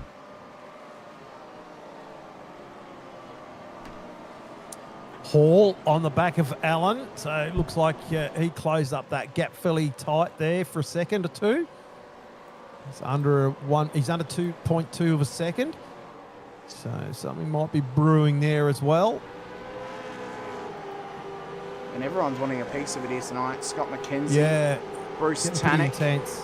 They want to add 2 more Kiwis to the top 10. They both love to get up there ahead of Hall and Allen, and I think great job to Stuart Hall tonight. First outing amongst this field, by the way. He has obviously driven in bets before. Obviously been in Split 1 for a long, long time. I believe this is actually his first season in Split 2, Brett, as well. That's an interesting fact for you. Great in his first outing. Only down 1 spot at the moment. But I tell you what, very impressive effort from Stuart Hall tonight. This will do a lot for his confidence. Definitely. And I think looking into next season, for himself and Todd Duggan, if they both remain in this split next season, watch out for both of them, because this may be a catalyst for Todd Duggan to get his mojo back and find his pace again going into season 27. Definitely. Especially on the 10th season anniversary of, 11th season anniversary of when he last won the Split 2 Championship, which was back in season 15. So, God, you've got all the information, Hamish. That's simple mathematics, Brett. I've been in here since season 14. He won his second season of Split 2, or the second season of Split 2 that I called season 26. This is the 10th anniversary season. Next season is the 11th anniversary. So stop it now. Lap 35 of 40. So we're closing down in the closing stages of this race. It's still anything could happen at this stage. So we've got a really great little battle up front. Hedashid to go in Jones. Fringed a little bit of in a bit of no man's land, but Stoyles, Kiddis and Randall, Kokoschki are not that far away from him. So that's our second little battle pack there. And then we come down to a third battle pack from Ron Allen all the way back to Viger. A little bit of a gap to Western, then Cesar Monday, Burns, Clark, Duggan and Taylor. Brett Taylor's a little bit further back. But, there's still probably 3 or 4 battle packs here. So anything can happen in these closing stages. As it sort of starts to ramp up as we get closer to that final lap, and things start to get a little bit desperate. We'll see what happens. Jones, a little bit of a look there on Degoe. He had a little look at him, couldn't quite get the move done. Could Michael Jones, as he now sits tucked up in behind Reece Degoe. And as he has for the last 7 laps of this race, he's been unable to make a move thus far on him. And in these scenarios, more times than none, the race leader off the safety car in these late break safety cars will often actually go home to win the race at circuits where it's difficult to get past and easy to defend, because the driver up there often will think, well, I don't want to have to try and risk gaining a few points to get a race win because I could throw away my championship hopes, especially in Reece Degoe's point. So I think Reece right now, as much as he'd love the win, would be happy to sit there in P2 knowing that he's beating the drivers that he needs to beat. He can afford to give up a couple of points to Hedashid here this evening, knowing as well the sort of bonus points that will be on offer for Reece after tonight's race. Yeah. Tell you what, though, the threat from Jones is pretty huge, though. He's like Jones is the same when we talked about before. Jones knows he's quick and he knows he's faster than his 2, but he can't, it's hard to put the car where he can use that extra speed. So it's interesting how that's going. And I think this really highlights the difficulties of Silverstone and the difficulties that you'll find racing in. No matter if it's this variation or the new one, it's a very difficult car. It's a very difficult track to pass, especially in these supercars. It's already difficult to make overtakes in these cars. You send them to a track where it's made more so for Grand Prix cars, which are made to be able to make overtakes. And unfortunately, it's... unfortunately, Jones had a little... no matter how good of a race we get, Yeah. Sometimes the battles can be a little bit like trying to mix oil in water. It doesn't quite go together when it's a track car Gets combination. a bit milky. Yeah. Look at the Jones on Degoe. They're like totally different lines. They're cutting through those last few corners. Really, Jones hunting to try and find something. Now, Degoe's about 0.5 off the back of header sheet at the moment. So obviously that's going to stir him up a little bit. We'll see what happens there, whether he gathers it back up and just look eyes forward. But it's going to be hard because Jones is like within 0.2 of a second of the back of Degoe. So it's going to be Jones is going to try and put that car right up there in certain spots of the track. Yeah, well, he'll be trying to push it on as far as possible, but with only 3 laps to go when we hit the strike, it is going to be. Whether he's his tyres will be. Well, I don't even know if he took tyres, but it was a less than a 10-second stop. Yeah. So like, I mean, he might be used, like, you know what I mean? Like, if he starts to fall off the back of Degoe, his tyres are going to be hurting because he's trying everything. So those tyres are going to be definitely wearing harder than the guys in front. And I think this is, again, one of those difficult. I still believe that if Michael ends up in the right team with the right people around him, it's pretty hard to look past him as a split 2 champion at some point. The pace that he's got. Well, he's definitely got the pace. He's very green in terms of knowing every rule and regulation of vets and knowing every procedure and everything like that, which is fair to do when you're newer to the series. I genuinely think without him having a team, Brett, I don't know if he can. Yeah, he needs those. He needs those little things that come with being in a team. It's very hard. It is very, very hard for a privateer to go on and win split 2 of vets. I couldn't even tell you the last time it happened. Every split 2 champion previously has been part of a team. At least to the last 13 seasons. Last season. Now I've forgotten who last season's trying champions. on the back of Cesar on the back of West, and he's closed that gap right up there. This is for 18th and 19th. So Cesar really trying to make something happen here. He wants this Further move down made. the pack, but it's still He is up 21 positions at this stage of the race. And he wants to make it 22 after having a pit lane start here this evening for his license points. And this will be a great return to form for him. That back in there. In the background is Clark. That was Clark and Paul Burns, I think. I think Paul just got past Clark there. So that's giving him another position in this race. It's all on, though, where when we cross the line, 2 laps to go here at Silverstone. And everyone is pushing on.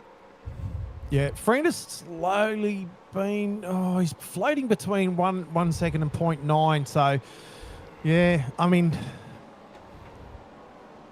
If they could close that there, I mean, that would pressure Friend pressuring Jones as well. That would make that very interesting.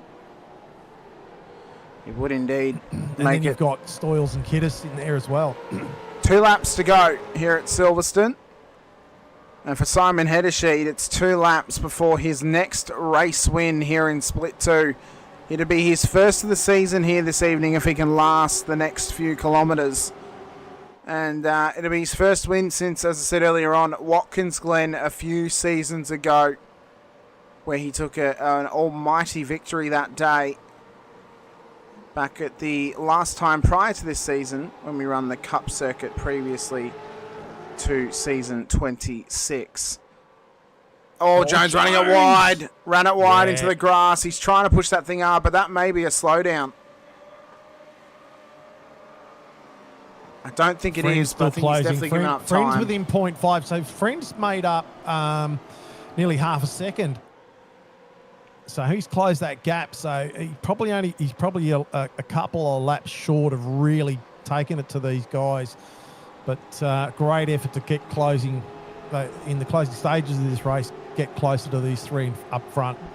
Luke Ullman now. Jones just sorry, go. I was going to say Luke Ullman in the chat with us, giving the love to Simon Heddersheet, telling him to bring it home here tonight. So there is some love and support out there for Simon, and I've often said he's probably one of the most underrated split 2 drivers of the modern era of vets, and I think as well he's always been someone forever the bridesmaid, never the bride. Look at that gap that he's pulling on De Goey at the moment, and Jones continuing to pester him, but Friend is also closing.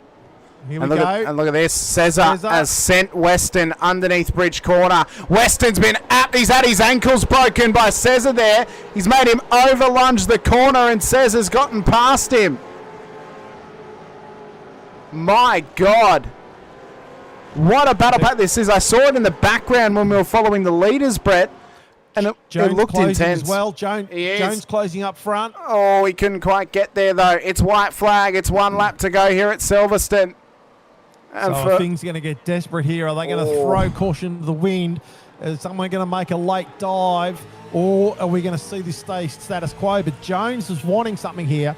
Jones wants to actually, he wants to sort of prove himself. He knows he's quick. He's down to 0.2 of a second. Is he going to do something on this one here? Lunge on the under brakes a little bit late. I'll give you an Tries to get it turned in. I'll give you an interesting stat, Brett. Michael Jones, every race he started on pole, he's never won when he started on pole position. He has never won when starting on pole position. Here, that's specifically in split 2. So for Michael Jones, it's a chip on his shoulder that he wants to flick away, but he's running out of opportunities.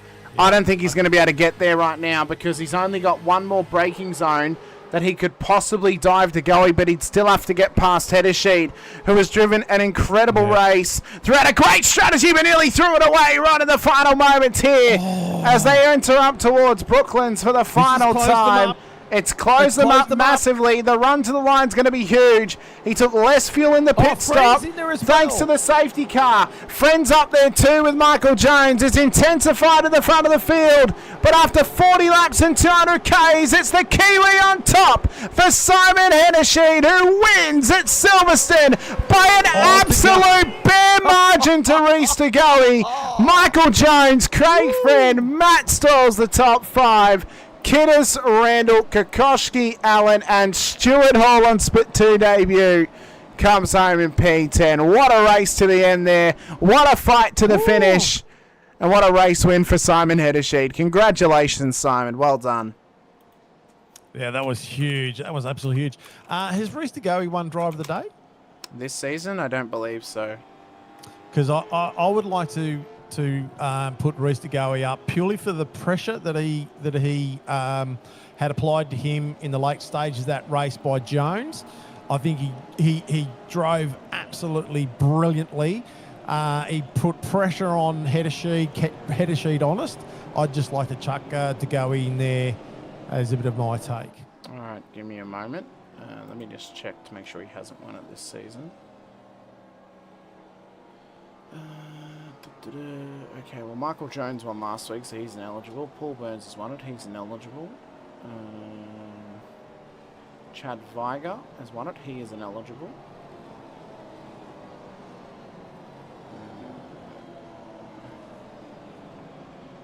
Gotta bloody scroll through all the split 1 chatter in this room. Andrew Hoffman's won it, so he's ineligible as well. And I believe Shane Randall won in round 1. So he is also ineligible this evening. Okay, yes. So Reece De Goey has not won Driver of the Day. So let me put up the nominations very quickly to everyone out there to vote.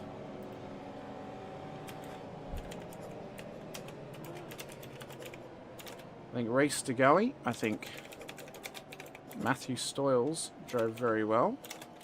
I think Stuart Hall. And Ben Brook as well.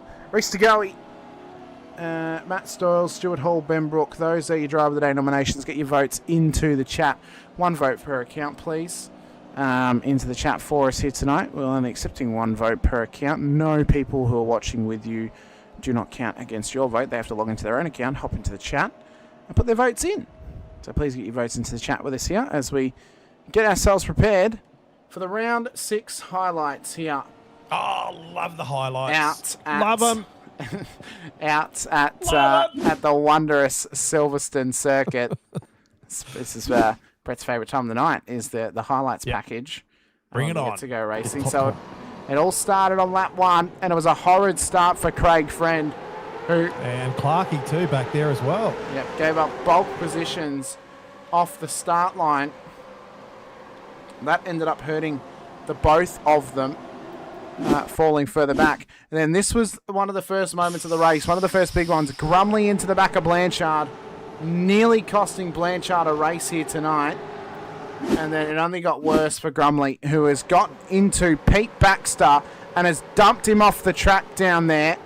And that explains the reasoning for Steve Grumley's drive-through penalty here tonight. Phil Manuel as well, cutting across the nose of Roy Clark. He then ended up off the road and down the order here tonight as well. Craig Friend again, another one who lost it down just before Maggots and Beckett's. Lucky to save that though. What a wild ride for Craig Friend. And have a look where he finished on the bloody... I know. On the end of the tally. How good is that? That's ridiculous, isn't it? Absolutely ridiculous. Yeah, great drive from Friend, yeah. That's a great drive. We also had an off-track moment for Stuart Hall as well. It was a relatively clean race night, it must be said, across the piece. Again, he just ran it wide down at turn 1 and just had to try and pull her up and try and stay out of trouble all throughout that period of the race. And, well, it was a long period between drinks for incidents, I must say, as we're just trying to scroll to find very quickly the next one. Stephen Kokoschke, we saw this moment. I know we didn't actually, we missed this one. He had a moment down here and just straight into the front. I think that was Ben Brook that he had that moment just in front of. So that's a hotly contested moment tonight for sure. And then later in the race, he has been very fast. Later in the race, we got into the moment which saw us get our safety car here this season. Now, we've already shown you one side of it earlier on, which was the outside view. So Baldwin was trying to go for it down the inside. Cullen's come into him as well, and then his steering is actually broken and shoved him into the wall. And we've actually received some onboard footage of this incident as well, Brett, to see how this played out. So Baldwin's coming to the corner. You see there, wheels moving, contact's made, wheel stops. Wheel's not moving at all. That wheel is stationary. It is broken. He has got no steering, and it's driven straight into the wall. So his sim wheel has broken? Yes, it has. Oh, wow. Yeah, right. Yep. Okay. So that then brought out our safety car and allowed Baldwin back to pit lane, but the most important part, I think, of that whole period was the fact that Simon Hedesheed exited pit lane in the race lead and in what was a fantastic position for himself here tonight. Let me just get a better shot for us. There we go. Here he is. And he comes home with a very solid race-winning position here tonight. The provisional results for you for tonight's race: Simon Hedesheed takes the win ahead of Reese DeGoey, Michael Jones, Craig Friend, Matt Stores the top 5, Alex Kiddis, Shane Randall, Stephen Kokoschke, Ron Allen, Stuart Hall the top 10, Bruce Tannick, Scott McKenzie, Chris Blanchard finishes ahead of Brett Fisher, Ben Brook for the top 15, Scott McCune, Rick Fargo, Halil Cesar, Matt Monday, Paul Burns makes up our top 20, with Scott Weston, Roy Clark, Todd Duggan, Brett Taylor ahead of Joel Oostervall for the top 25, Jeremy Bush, Andrew Hoffman, Gary Buckland, Mick Clifton, Phil Manuel makes up the top 30, with Mario Reale, Derek Lovegrove, Sean Cullen, Peter Baxter, James Boardman, Damon Fisher, and then Steve Grumley down 26 laps and at the back end of the field. So a tough night for some, a better night for others as well. We've got Simon Hedesheed waiting in the wings for us here tonight as well. And I'm just looking through the chat to try and find who our Driver of the Day nominations are out there. And, well, it looks to be actually a pretty significant vote in the favour of EWT Racing's Matthew Stoyles, who was actually taken out tonight's, if I can get a good shot of his car, there we go. He's actually gotten tonight's Driver of the Day award here, brought to you by M1 News Cars. So congratulations to Matthew Stoyles of EWT, who takes home the coveted M1 Used Cars Driver of the Day award here tonight. So congratulations there. It is a great looking car for Mr. Matthew Stoyles here. But we have got our race winner waiting for us to have a quick chat as well here this evening. One of the Kiwis inside of the top 2, and after such a phenomenal performance as well, it is our round 6 winner here this evening in Simon Heddersheed. Simon, welcome in. A long time between race wins for yourself here in the series. Must feel great, though, to get back up on the top step in the fully floored Mustang. Yeah, g'day guys. It has been a while. It did feel great. I didn't think I'd be getting a P1 again. It's just so hard. But really didn't put a foot wrong until that last lap where I just about threw it away. But got the strategy right, and yeah, it all just came together. I feel for Michael Jones. He deserved the win. He was on another stratosphere. He was so fast. And I've seen him coming through from NZ Supercars. He does a bit of racing there, and he's just and he's a good bloke and a good clean racer as well. And that was just unlucky for him. If he got that right, he had the win. So, Simon, with the safety car coming out, did you deliberately take a lap less of fuel on that pit stop? I wish I was that smart, Hamish, but no, I didn't. Oh, Dan, you should have just said yes. You just said yes. It made you look like a genius. But I'll tell you what I did do was, because I had a little bit more pace than Reese, and I was saving a little bit, because although I couldn't get the numbers up for some reason when I asked you to put the numbers up for the pit stops, I knew that he had taken a little longer stops, so I knew I had to save some. Yeah. So I saved a little bit, and that must have been the difference. I didn't get the call for the safety car until I was actually sitting in the pits, and I didn't change anything. Well, sorry, no, we got it well before that, didn't we? We got it a lap before. No, I got the call when I was actually in the pits that someone needed a tow. They hadn't called the safety car yet, but it was too late by then. I just kept the fuel going as it was. Well, the fuel save worked out well because, Brett, I think we worked it out, didn't we? It was a 2-second difference on the first stop. In Reese's favour, he had a 2-second longer stop, so he was supposed to gain about 2 seconds on you in the second stop. But you pulled out at the same second pit stop as him for the second stop, so you both did a 23-second stop on the second run around. So either he's taken too much fuel, like he's taken a lap extra, or you've managed to save enough that you've come out right alongside him and take the race lead.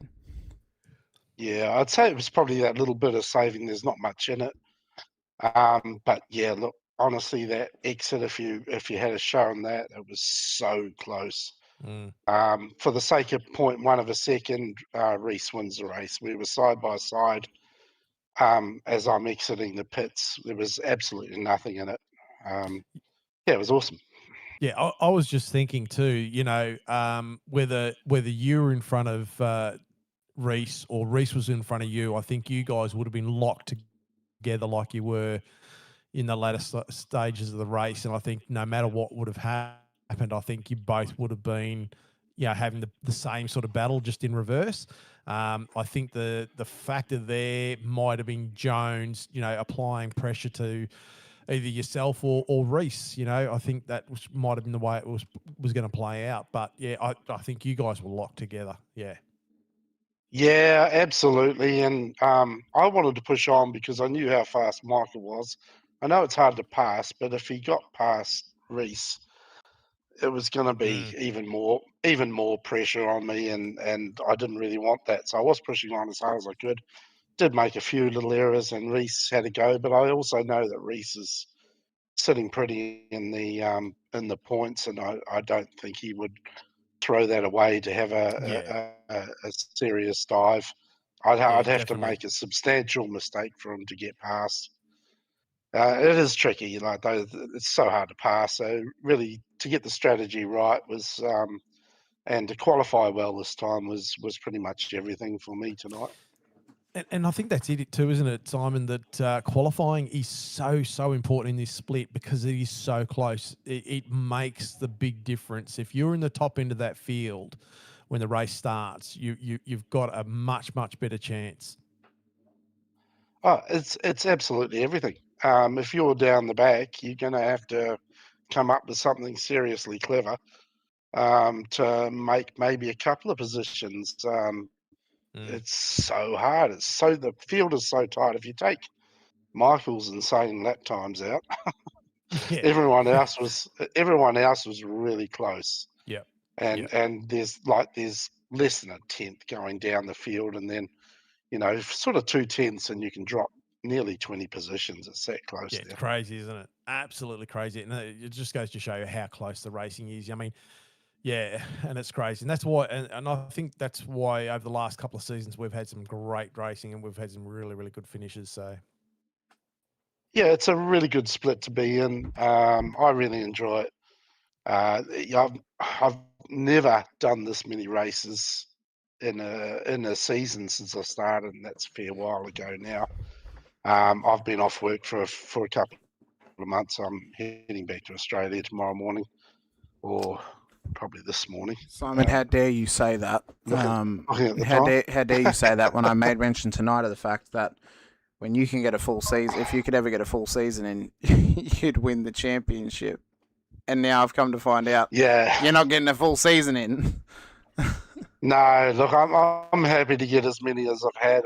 I really enjoy it, and to still be half competitive, I love that. But just the guys are so good. more than The half. racing's really clean, and yeah, look, I'll get at least 2 more races, but Oh, I'll know more on Tuesday whether I can run this week. I suppose then, Simon, if you can get 2 more in, as long as one of them is the last round, you could still win the championship. Yeah, I don't think so. I'm not. Yeah, I think my worst round wasn't particularly good, and if you have a look at the split between points, the guys are all very close. I could drop a ton of positions very, very quickly, but I'm not too concerned, to be honest. Just enjoy my racing. Well- And next season will be very different. I'll be back at work, and I certainly won't be able to do enough races Well, again. well, Yeah, it's been great to have you around for so often this season. I'm surprised that you're still not signed up by any teams in vets to this point. I must say, it's been so long. You've run pretty much as a lone gunner this whole time, and I know that's because your team runs elsewhere. But yeah, I mean, you're running a great season this season. You're driving exceptionally well. A massively deserved win after such a long time between wins as well. It's been a few seasons since your last win. So, congratulations to you, Simon. And we appreciate you coming over to chat to us. Is there anyone you want to give a shout out to before we let you go this evening? Yeah, you're right. I'm happy just doing what I'm doing. I don't want to put my terrible driving as a burden on any other team. Yeah, I want to thank Fully Floored and AutoServe that look after us, and of course you guys put on a great broadcast. And a special thanks to, we're very lucky to have Brenton on for a season. Just the quick calls, whether you're on the right side or the wrong side, doesn't matter. You're getting a really quick response. You're not going to argue it. You might think it's not exactly right, but he's got real world experience, and we're very lucky to have that. And it certainly makes a difference. That you're fairly confident on what the scenario is going to be, that it's going to be the right call at the end of the day, and that makes a massive difference. And to the vets in general, I love the league, and it's the best racing I get when I'm not actually I don't do a lot of real racing anymore. But when I'm not doing that, yeah, this is the best thing I get, and I really love it. Well, we love having you here, Simon. It's been an absolute pleasure to chat to you once again. Hopefully, it's not as long between chats for us this time, but best of luck in your next race here in Vets, whether it's this coming up week at Sebring or if it's in a few weeks' time. We wish you the best of luck in your next outing here in Split 2. Thanks, boys. My money's on Michael Jones for a win before the end of the season. No, I agree with you. I think he will get a win before the end of the season. All right, thanks so much, Simon. Right, best of luck. Guys. Thanks, mate. Cheers, mate. Oh, well, Brett, what a race it was. What a season it's been. Yep. And, I mean... Yep. Could we ask for a better crescendo to this season? We're back to close, tight championship battles once again. Yep. It's all happening again. We're still building. We're still building. The pressure cookers on. I know. It's I feel like going off. I feel like the Victorian government's saying that the metro tunnel's still building, even though it's never been finished. But I think the thing that we're building to is something very, very exciting. And what that exciting thing is, obviously, is a fantastic finish to the season out at Circuit Gilles Villeneuve in 4 weeks' time. But to get there, we first have to run through 300 kilometres of the home of the Sebring 12-hour, down in Florida in the USA, Sebring International Circuit. It's a great time when we get to go to Sebring, Brett. It's going to be a night race. We're going to be able to see those beautiful neon palm trees they have in the first sector. It's a longer circuit as well. 2 long circuits in a row. It's the bumps in the concrete. The bumps, the composite finishes of the surface of this track. So the tarmac, the concrete tarmac composite as well. The effect that has on tyres, the fact that there's hardly any elevation changes around this course. It's a very low-lying course as well in comparison to sea level too. So that's not going to have a major factor, but it is going to get very cold, very quick on-track surface at night time. So the track surface, because it gets so cold so quickly, the times will eventually come down, which means the tyres are going to wear even more. It is going to be an all-timer next week at Sebring. You guys do not want to miss any of the action. And you get to catch it both on the V8 Veterans and the Infinity Broadcasting channels as well. Be sure to hit the like button, the subscribe, the bell icon as well if you're watching over on Infinity Broadcasting. Or if you are watching the Vets channel, go and like and subscribe over on Infinity Broadcasting. We want to try and hit 350 subscribers by the end of February. We're actually well on our road there. We're just over 320 at this stage, so you guys can help us get to that goal for the end of February as well. You'll be able to catch live on Monday morning, 11:50 a.m. Australian Eastern Daylight Savings Time, Highside Motorsports for their in-season tournament finale at Indianapolis Motor Speedway for Gen 6 NASCAR action. And back to being live on Monday night as well, Brett.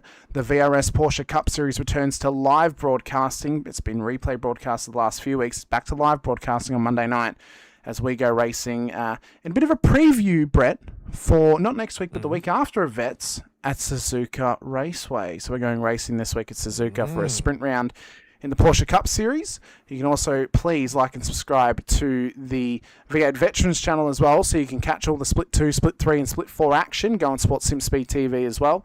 So then you can catch the Split 1 action live 8:30 p.m. Australian Eastern Daylight Savings Time Thursday nights for the 10 weeks of the season. Thank you to all the series sponsors, Racekraft Simulations, the title sponsors, who's been around ever since season 18 of the Vets. We so appreciate their long-term support of the series. To Logitech G, Parramatta Isuzu Ute, Player One Sim Gear, Nova Simsports, Südspeed Gloves, LGC Images, and M1 Used Cars for the Driver of the Day award as well. Tonight it went the way of Matt Stoyles. Next week it could go to you. For myself, Hamish Munro there, and Brett Fisher alongside. Appreciate your time, appreciate your efforts here being with us. Once again, we'll see you guys next week out at Sebring. But until then, stay safe, drive hard, and as always, bye for now.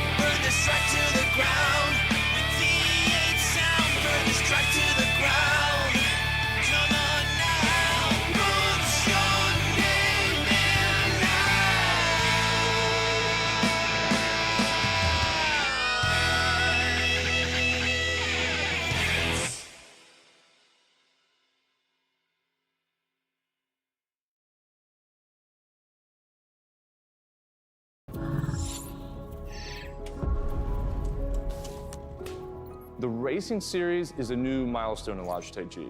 all the great old wheels, the G29, the G920, the G923, they all have their own unique way of connecting to each other, but there's no room for expansion with those products. So the question arose was, what if we were to give the opportunity for the racer to switch out from a drifting wheel to a GT rim? With the wheel hubs that we created, that's got a very specific button set, but you can replace any of the steering wheels. And the real lovely aspect to this was we could give the user, driver and the racer the opportunity to experience different genres of race. It allows drivers to craft high quality, customized setups that resonate with your individual racing style. When we start with the design, we always start sketching. Very often, once we've got sketches, we start discussing with engineering. We had 3 rounds of engineering testing or user testing where we invited in users from sim racing, and every single round of feedback we refine, the product based on what they tell us.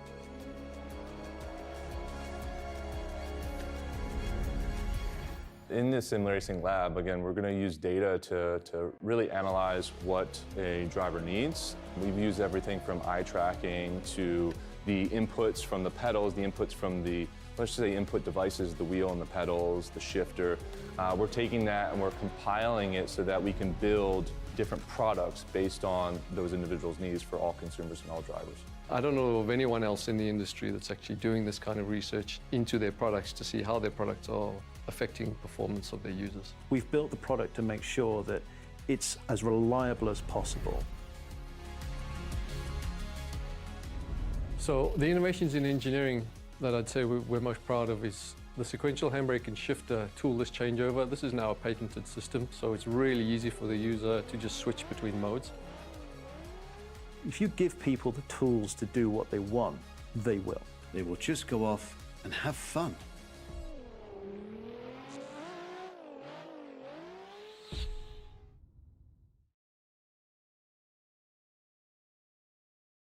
Introducing the Rackraft PT1, custom-built full chassis racing simulator.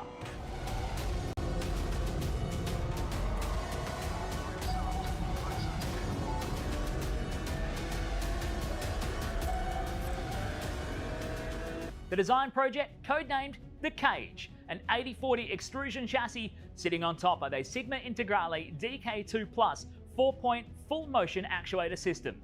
No compromises in the cockpit of the PT1 simulator. To maximize the experience, we start with the 49-inch ultra-wide monitor for the greatest field of view in a small footprint of the simulator, down to the SimuCube wheelbase that's tucked up and behind the monitors with SimCore extensions to get things out of the driving area.